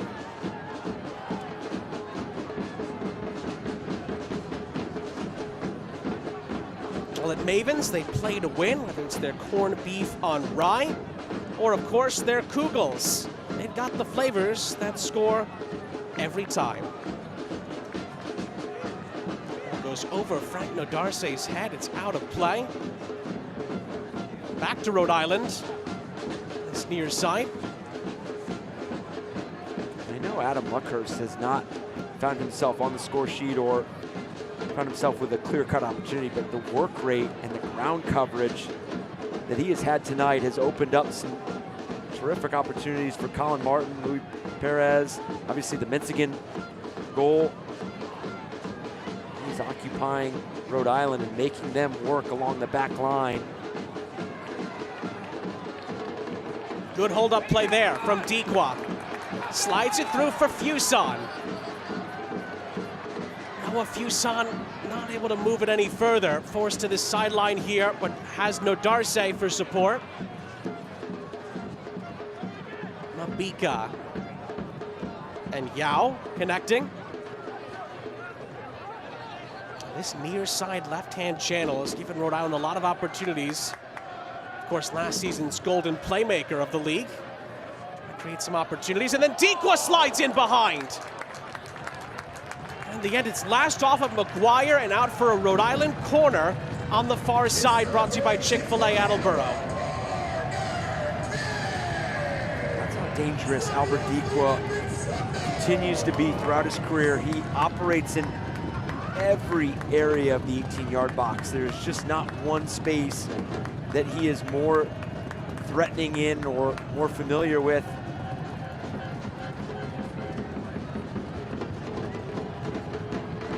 Maxi Rodriguez to take. At the near post, it's flicked on. Mabika's header is gonna bounce agonizingly wide. That's why he's in the mix for moments just like that. Yeah, that physical presence, and you get that slightest of touches to help this ball along, and it's about winning your matchups and making first contact, and Rhode Island did just that in both occasions there, just unable to hit frame and put Jake McGuire into a difficult save. Good follow-up there. No Darce and Rodriguez win it back for Rhode Island here. Back in, far side edge of the box. Handball appeals did come in from one or two Rhode Island players. Referee very quickly waves that away. Martin now under pressure. It is played up towards Dolabella, who does get past Mabika, but is caught up to by Nodarse. Advantage is played here for Fuson. And Fuson maybe took too much time to make his decision, but he was fouled, and it's a Rhode Island free kick. And that spell of play sums up where Rhode Island finds success. It's when they're influencing those passing channels, the next play, even when they get broken down with the first pass, their ability to then get back and force a difficult pass on the second one. And that's where you can see that relentlessness, that ruthlessness to get back on the ball and now earn themselves a free kick in an area that Maxi Rodriguez has made a living of being a nightmare for opponents. Put this ball right in the mix. Saw Mabika in on the corner. No question, he's gonna find himself making a run for Jake McGuire and causing that havoc. Maxi Rodriguez clips it in, it's headed down. Cleared only as far as Nodarse. It's promising there for Rhode Island, and it ends with a little nudge from Harivo to alleviate the pressure. Clever from Luckhurst there.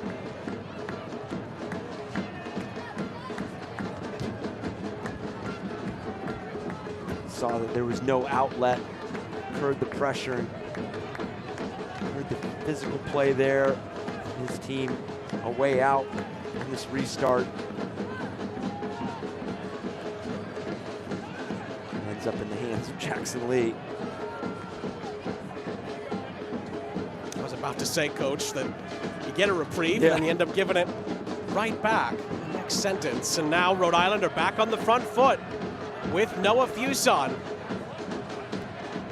Fuson's ball in, it was really well placed. Critical touch out of play. It is going to be a Rhode Island corner on the near side.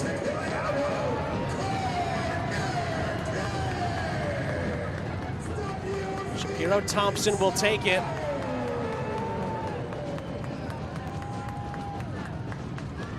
Again, Rhode Island, if they score from a home corner this season, get Chick-fil-A Attleboro to give you a free chicken sandwich this season.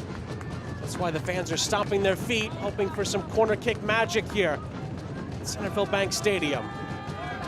And from the corner, it was headed towards the penalty spot. The follow-up shot is blocked. Out for another corner. Brito's attempt was deflected. Well, North Carolina don't exactly agree with the referee's decision. There's a goal coming off of a second or third wave of an offensive corner count for the Chick-fil-A, because that's where Rhode Island has been dangerous tonight. Obviously, causing some problems with that initial pressure and that initial contact, but we saw it in the first half. Another corner, just over everyone's head. clip, back in by Fuson, and the header is saved by McGuire at point-blank range. Dikwa and Yao both in the area. Looked like Dikwa got his head to it.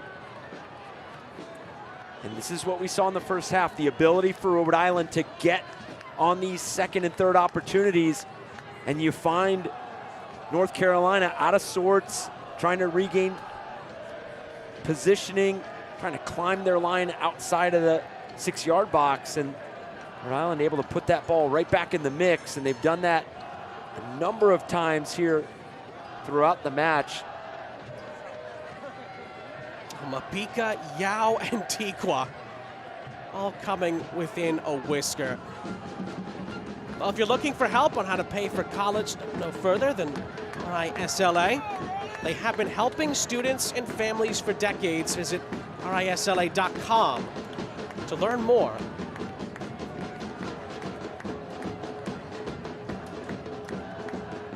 For so long, it looked like North Carolina was the more likely to score that second goal. Rhode Island have fought their way back to gain momentum here. As we said earlier, who can potentially knock out the other with a big blow late on?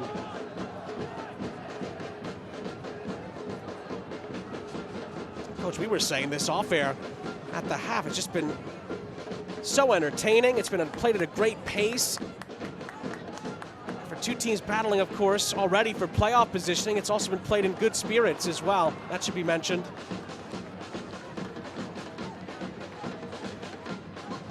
Has been, and something that we would expect, but sometimes when you have matchups like this, you almost end up with a dull outcome.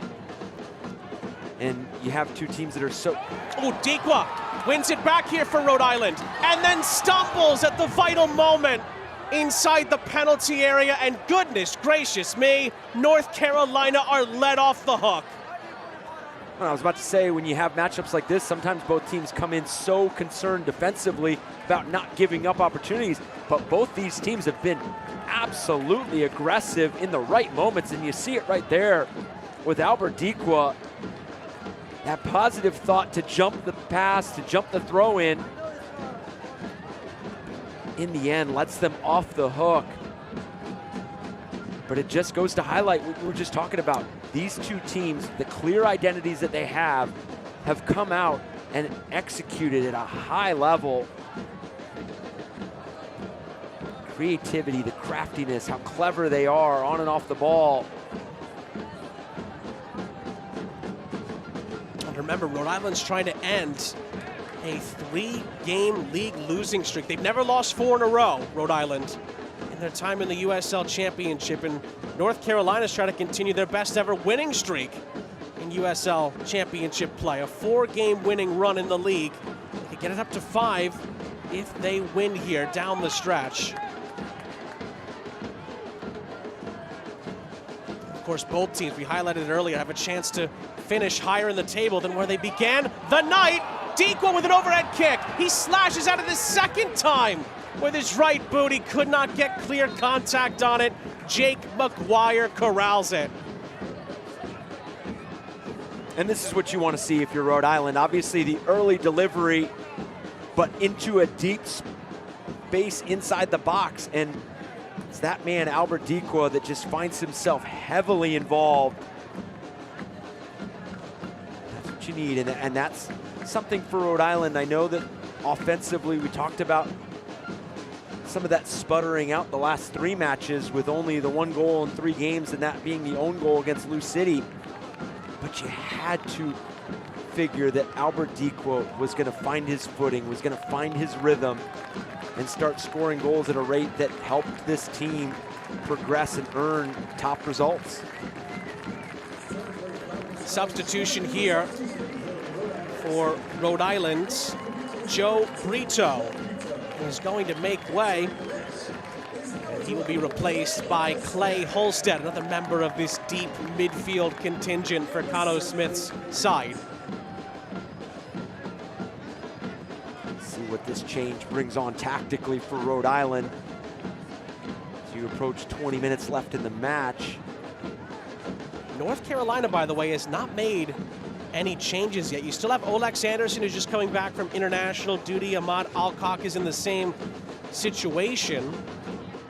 I wonder if NCFC will make any late changes. You'd think at some point they will. Just it'll be interesting to see who will be brought on. John Bradford did say that players like Olex Anderson and Ahmad Alcock, he's not sure if they are going to play tonight. That's what he told us earlier in the week. So that will be something we'll find out soon, we hope.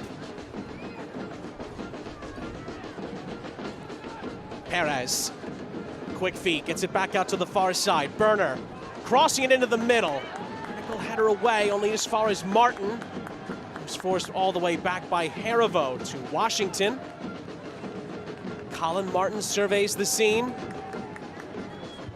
Plays it out to the far side. Burner down the line. Perez, lovely cutback. Tried to pick out the cross. It was blocked by Holstead, and Harivo surges forward for Rhode Island and then cannot pick out a teammate on the far side. Gives it right back to North Carolina, who throw it into Luckhurst. Perez. Martin has time and space, goes back to Perez up against the sideline. Played for Paco Craig.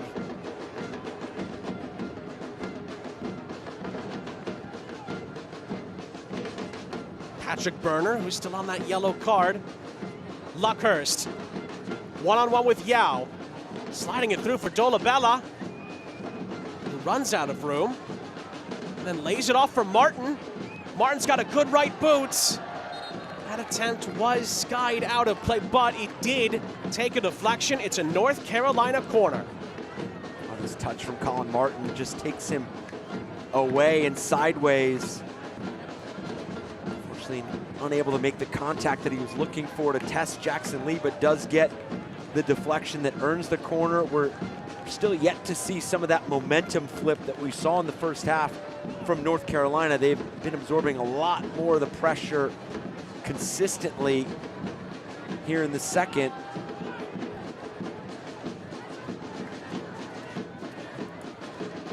Perez does have 2 assists in the league this season, plays it short. And then gets it back to clip it towards the back stick here, and Jackson Lee gets a critical hand to that.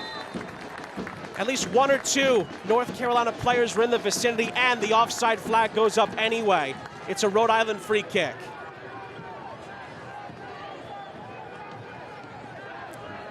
Play that ball back, trying to make sure that you've moved defenders, you've then created the space that you want to hit. Unable to beat Jackson Lee there, and it does look like there was an offside as well. Whether you're headed to work, school, or game day, RIPTA gets you there with statewide service and easy trip planning. Transit's never been simpler. Go to RIPTA.com to plan your ride today. Sean St. Jacques, Eric Dobransky, our entire crew. Feels like it's been shaping up for a big-time finish here. Centerville Bank Stadium, Rhode Island would love nothing more than to get their first ever win in their home park. But North Carolina been playing so well in the league. They've been playing really well tonight, and they're looking to take the lead with Dolabella. Off the Mincingen layoff, but the shot was hit right at Jackson Lee. Now we've seen this exchanged by both sides. Clear-cut chances that have unfortunately led to just opportunities that have gone right to the goalkeepers. Saw that second wave header off the offensive corner for Rhode Island that ended up in the hands of Jake McGuire, and then right there, terrific link-up play, good combination to unlock that space, just unable to find the right side. Jackson Lee.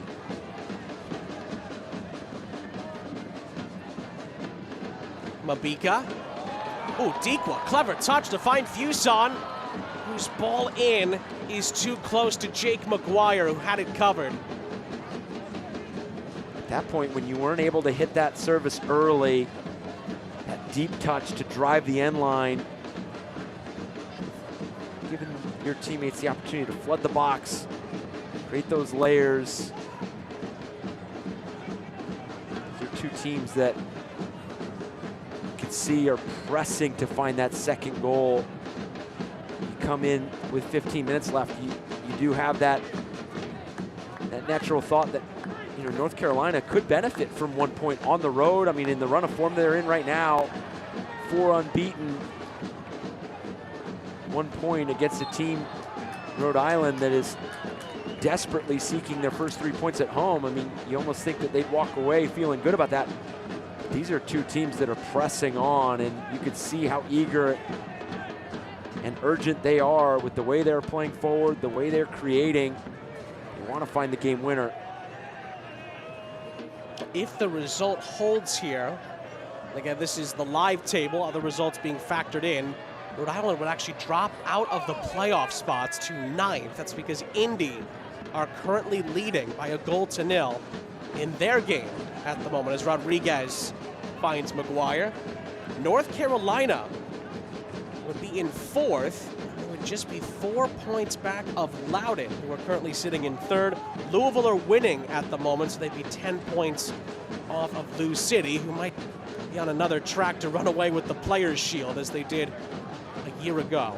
And with the way the East is shaping up, it's going to be about that next 4 teams at 5, 6, 7, 8, and then even that few teams right below the playoff line.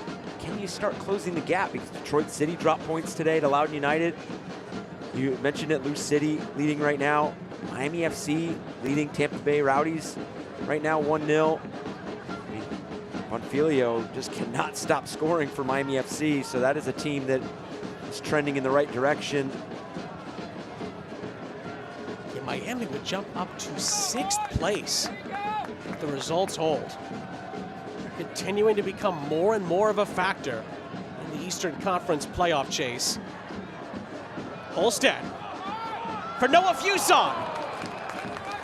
Saved by McGuire. It's going to be fascinating to see what kind of space opens up in between the lines with the insertion of Clay Holstad, because Clay Holstad has every capability from striking from distance and with quality and precision. So does that affect the way that North Carolina defends its own 18-yard box? Do they step a bit early? Do they want to close down that space, not give the chance for Clay Holstad to unleash a rocket from distance? And now, does that provide some chances for him to slip in a ball to Noah Fuson, to Albert Dequa, to some of these players occupying that space inside the 18?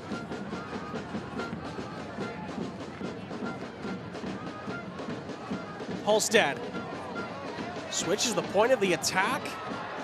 Cross back into the middle is cut out by Maldonado, who's harried by Rodriguez. Shapiro Thompson and Rio Hope Gund win the ball back for Rhode Island. Shapiro Thompson keeps on moving here, finds Fuson. Yao. Holstead. Shapiro Thompson for Nodarse on the near side. Holstead, never afraid to shoot.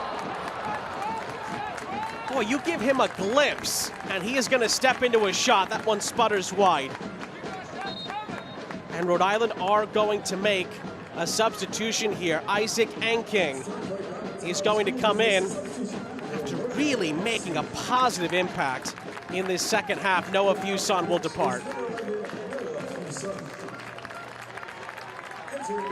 Good activity throughout from Noah Fuson. And a welcome sight for Rhode Island with Enking coming on. Crucial minutes coming up for him with 10 minutes left. This Rhode Island side still knocking on the door.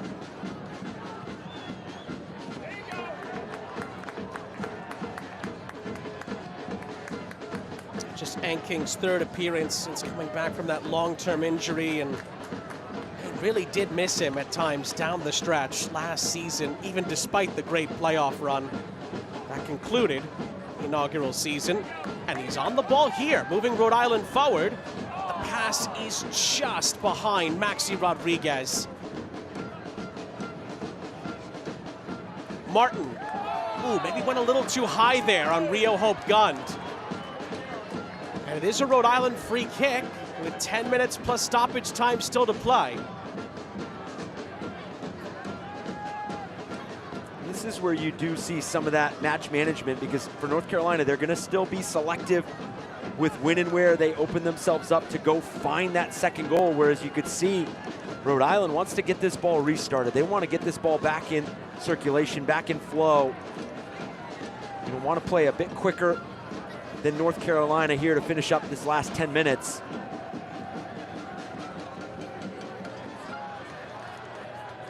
Rodriguez. Holstead for Shapiro Thompson.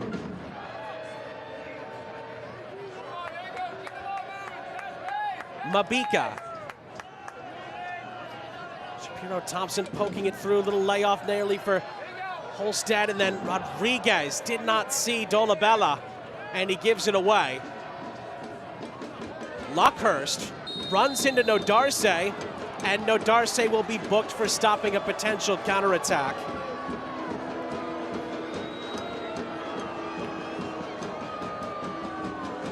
And for Rhode Island, they have been persistent with their pressure. They've been collective with it. They've gotten good numbers around the ball where they've just misfired on some of those passes once regaining possession, especially in those higher spaces. And then halting a transition moment for North Carolina, and Nodarse picks up the yellow.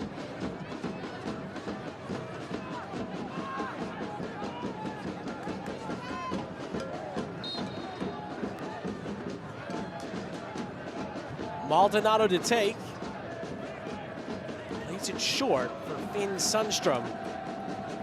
Tonight's attendance here on the floor is 7,072.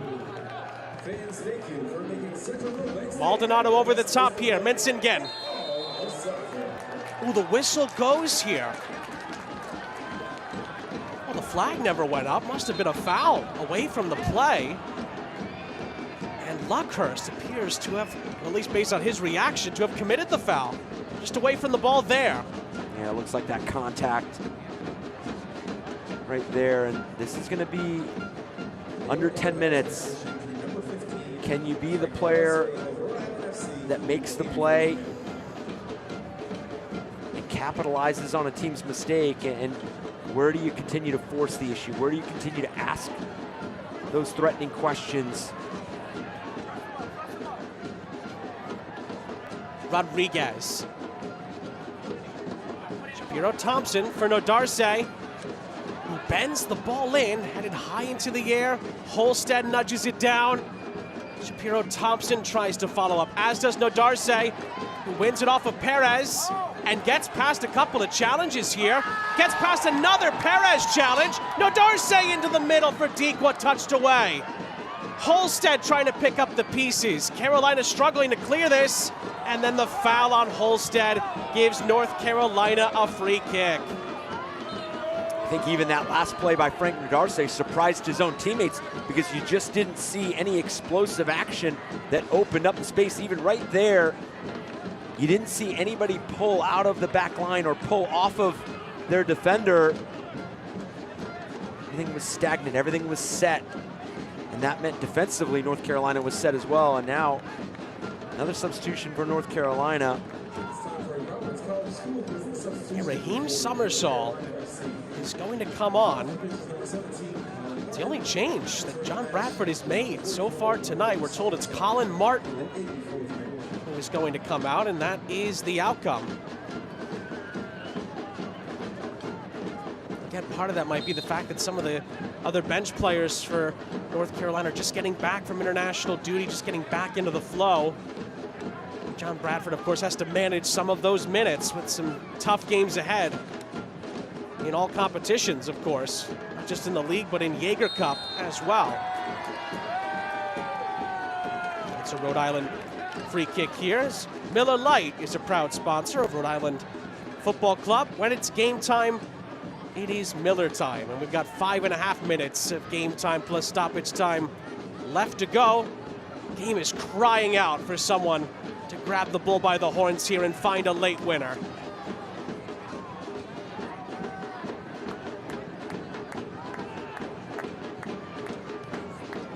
And going back to the substitutions, North Carolina playing their last match on June 6th, so that a bit of buffer there between matches, whereas in Rhode Island, coming off that midweek match at Lou City, so it's possible that already coming into the match you were going to see a bit of that rotation. And on top of that, that was the game that Dolabella scored in stoppage time. Could Carolina come up with some late magic again tonight?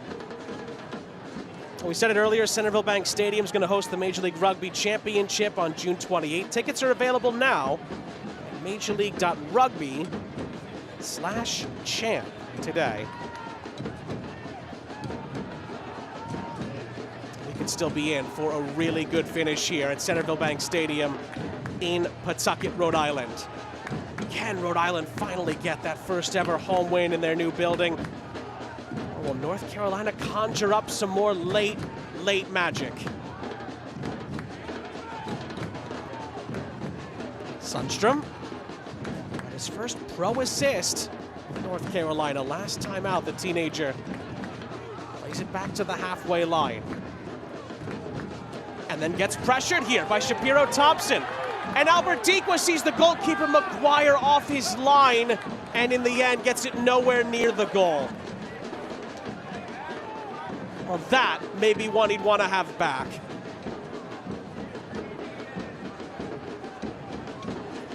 Looked like Anking was off and running along that right side.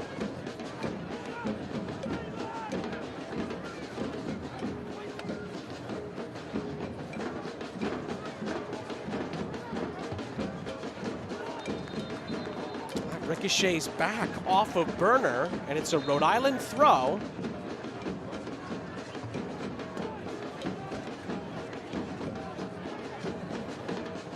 I've mentioned that there is still plenty of season left, but 12 games in, that resume is starting to build itself, those patterns, those trends. So where do you see some of that play out in late games, and where Rhode Island picked up its points early last year was finishing up some of these draws. They weren't allowing some of these results to turn into 0 points, because this year they have the 6 losses.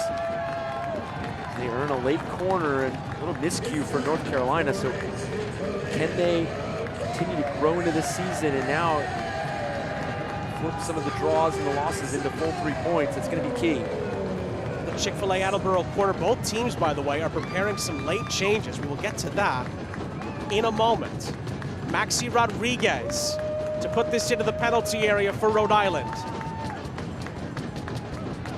To the edge of the 6. Oh, it was nearly a free header. Comes out for Shapiro Thompson. It is Clay Holstead! And Jake McGuire gets down to his left to make the stop for North Carolina.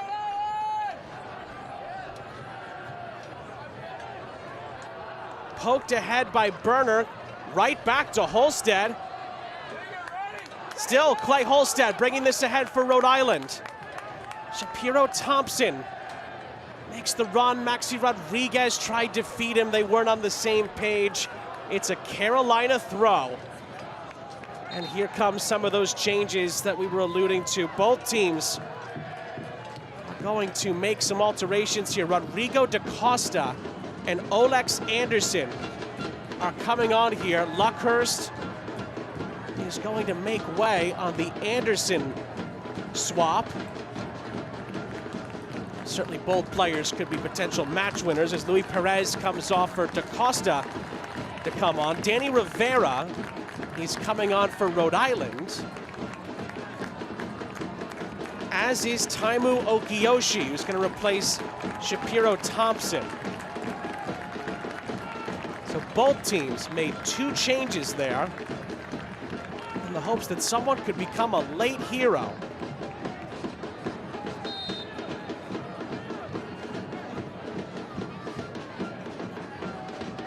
Headed by Nodarse. Anking goes too early on the cross. It's a goal kick. Again, just to give you the confirmation again on the changes, Rivera and Okiyoshi in, Harivo and Shapiro Thompson out. That was for Rhode Island. For North Carolina, Anderson and DaCosta are on. Luckhurst and Perez are out. Those substitutions basically have all of stoppage time, whatever it is going to be. We're going to find out in a second. to try and be a match winner. 3 added minutes to play. Rhode Island trying to get back on the front foot. That looked like it was handled, and it was by Maxi Rodriguez.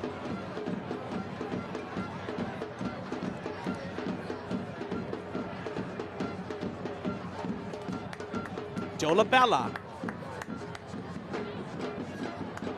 Anderson trying to get on top of it, not able to do so. Mensingen has already scored once tonight. Chopping it back into the middle, and then on the turn, Nodarse was there to stop DaCosta. A push and a chase down this near side for Holstead. Was he able to keep that in play? No, he was not. It just leaks over the sideline. What a performance he has had since coming on. So it looks really close. Effort to push that ball past and try to get on the end of it. He's had a positive influence in this match.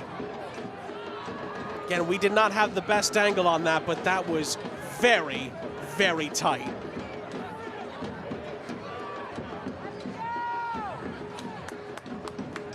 A minute and a half left for someone to grab some late glory.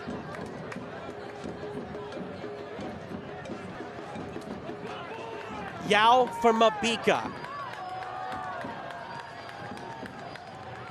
Anking. 3 or 4 challenges around it. Mabika for Dikwa. Now Nodarse. Okiyoshi. Yao for Hope Gund. A minute left for someone to grab the points here. Okiyoshi poking it forward. Hope Gund's ball across, and King. Hope Gund a second time, it's blocked away.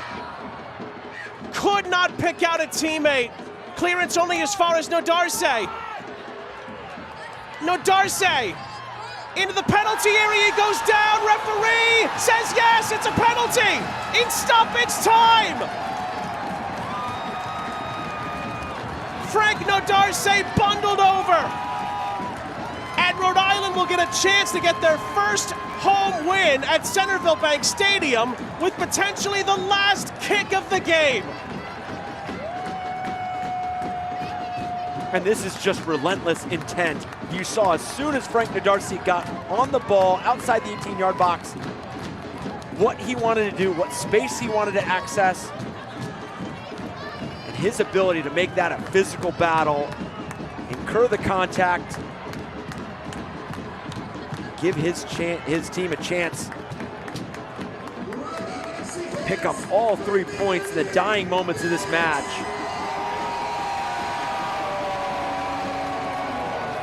More stoppage time drama in the USL Championship. Surely this will be the last kick of the game.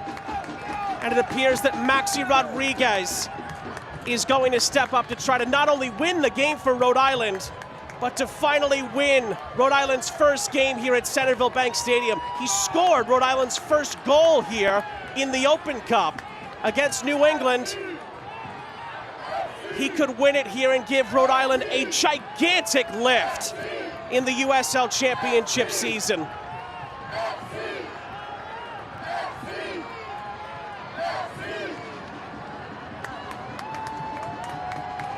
We may be in June, but this is a gigantic kick of the football here. Maxi has scored once in the league this season. Can he deliver with all of the pressure packed on top of him?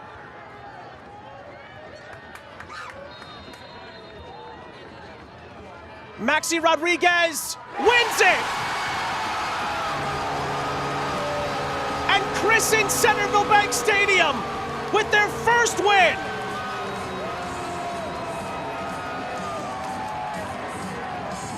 Maxi Rodriguez is just made for the big moments. He was simply never going to miss. And surely now, Rhode Island finally get their first win in their brand new park.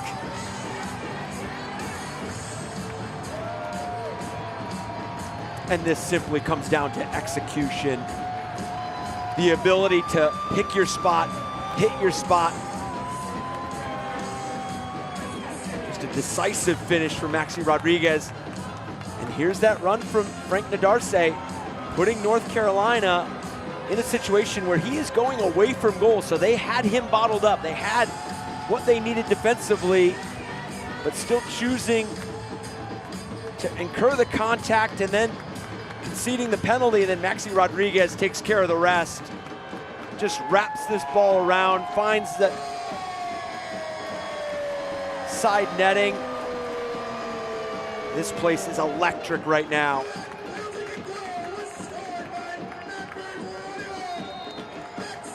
The roof has come off at Centerville Bank Stadium, and it was the last kick. Rhode Island finally wins at Centerville Bank Stadium in the most dramatic of fashions. Maxi Rodriguez wins it with the last kick of the game. And Rhode Island ends their 3-game league losing streak with an incredibly important 2-1 win. And we talked about match management throughout this game. Rhode Island continued to ask questions, didn't get frustrated, were relentless in their pressure, and found that moment. Final score is brought to you by High Bar Physical Therapy. Go to highbarhealth.com today to begin your journey to feeling better, moving freely, and living fully. Well, Rhode Island will be feeling a whole lot better after the stoppage time drama here. They win it by 2-1 as Maxi Rodriguez is the hero. And at long last, Rhode Island have their first win at Centerville Bank Stadium. It'll be one that they will not forget for a very long time in Pawtucket. We'll step aside and wrap it all up after the break, after more drama in the USL Championship tonight.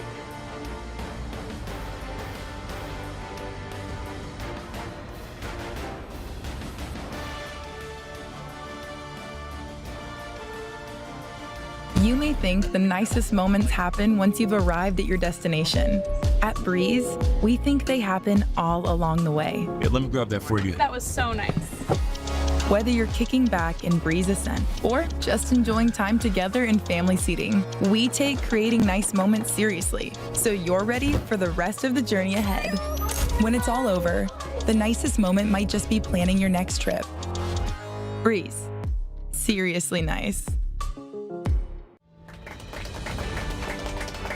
At Centerville Bank, we're rooting for your progress. From the everyday moments to the challenges you overcome, the little victories and the big wins. Because your progress is our purpose. Centerville Bank, progress on purpose. At Ortho Rhode Island, we've built the future of orthopedic care around an important foundation, you. Our experienced surgeons and specialists offer the full spectrum of orthopedic care with leading-edge treatments and technology and a one-of-a-kind patient experience. From diagnosis to outpatient surgery, physical and occupational therapy, acute injury care, and advanced imaging, we make you the cornerstone of innovative care. To learn more or schedule an appointment, visit orthopedicsri.com. Well, full time here in Rhode Island. They're still buzzing here at Centerville Bank Stadium after the late dramatic winning goal from the penalty spot from Maxi Rodriguez to get all 3 points for Rhode Island at North Carolina's expense. North Carolina's historic winning streak ends. Rhode Island get their historic first ever win at Centerville Bank Stadium in the most dramatic of fashions here. Sean St. Jacques, Eric Dobransky back here with you to wrap it up. We go to the full-time highlights. We begin with our save of the game brought to you by Centerville Bank, official banking partner of Rhode Island. Jackson Lee ends up having to make a double save here, Coach. And this in a moment where North Carolina was starting to find their footing, starting to find some of those spaces to play in and out of. Jackson Lee coming up big there, having to make a second save as well. But Rhode Island did not lack in creativity on the ball in the offensive half. And it started from the onset. Sanchez with the delivery. He had it on the corners. He had it some of these early deliveries, and him finding Albert Dequa Looks off that blind shoulder of the defender, and then the timing there. Needs it to put it past Jake McGuire. And then this is a goal that was built by some of the actions before this. Menzigen gets on the ball. Some brilliant work individually, beating two defenders, and then with the poise and composure to tuck that away from Jackson Lee. Sometimes when you take on two players like that, you get so excited that you miss the final action. Not Menzigen there, but Rhode Island grew into the second half, took the momentum, and then earned that late penalty. Maxi Rodriguez just burying it. On the Rhode Island energy play of the game, no mistaking, but it's Maxi Rodriguez's goal. Maxi is, of course, the man of the match as well. And the full-time stats tell quite a story. A ton of chances, particularly in the second half. It came down to a late mistake from Bryce Washington, and Maxi stepping up to seal the deal. And it was the tale of two halves because North Carolina was just not able to get their footing into that second half. We saw the momentum shift about midway through the first half after the Rhode Island goal, but just unable to find that momentum here in the second half. But credit to Rhode Island and Conor Smith's side, because defensively, they were locked down, they were relentless, they got great numbers around the ball, and they won the battle of distances. They had good closure, and you saw it in the result. You really felt like North Carolina were in good shape at one point early in the second half, but Rhode Island turned it all around, and they won it with what ended up being the very last kick of the night. And the fans standing still here at Centerville Bank Stadium will remember it for quite some time. For Eric Dobransky and our entire crew, I'm Sean St. Jacques. We say so long from Pawtucket. Maxi Rodriguez is the hero, and Rhode Island get their first ever win at Centerville Bank Stadium with a late dramatic winner. This copyrighted telecast of the United Soccer League cannot be retransmitted, rebroadcast, or reproduced without the express written consent of the United Soccer League.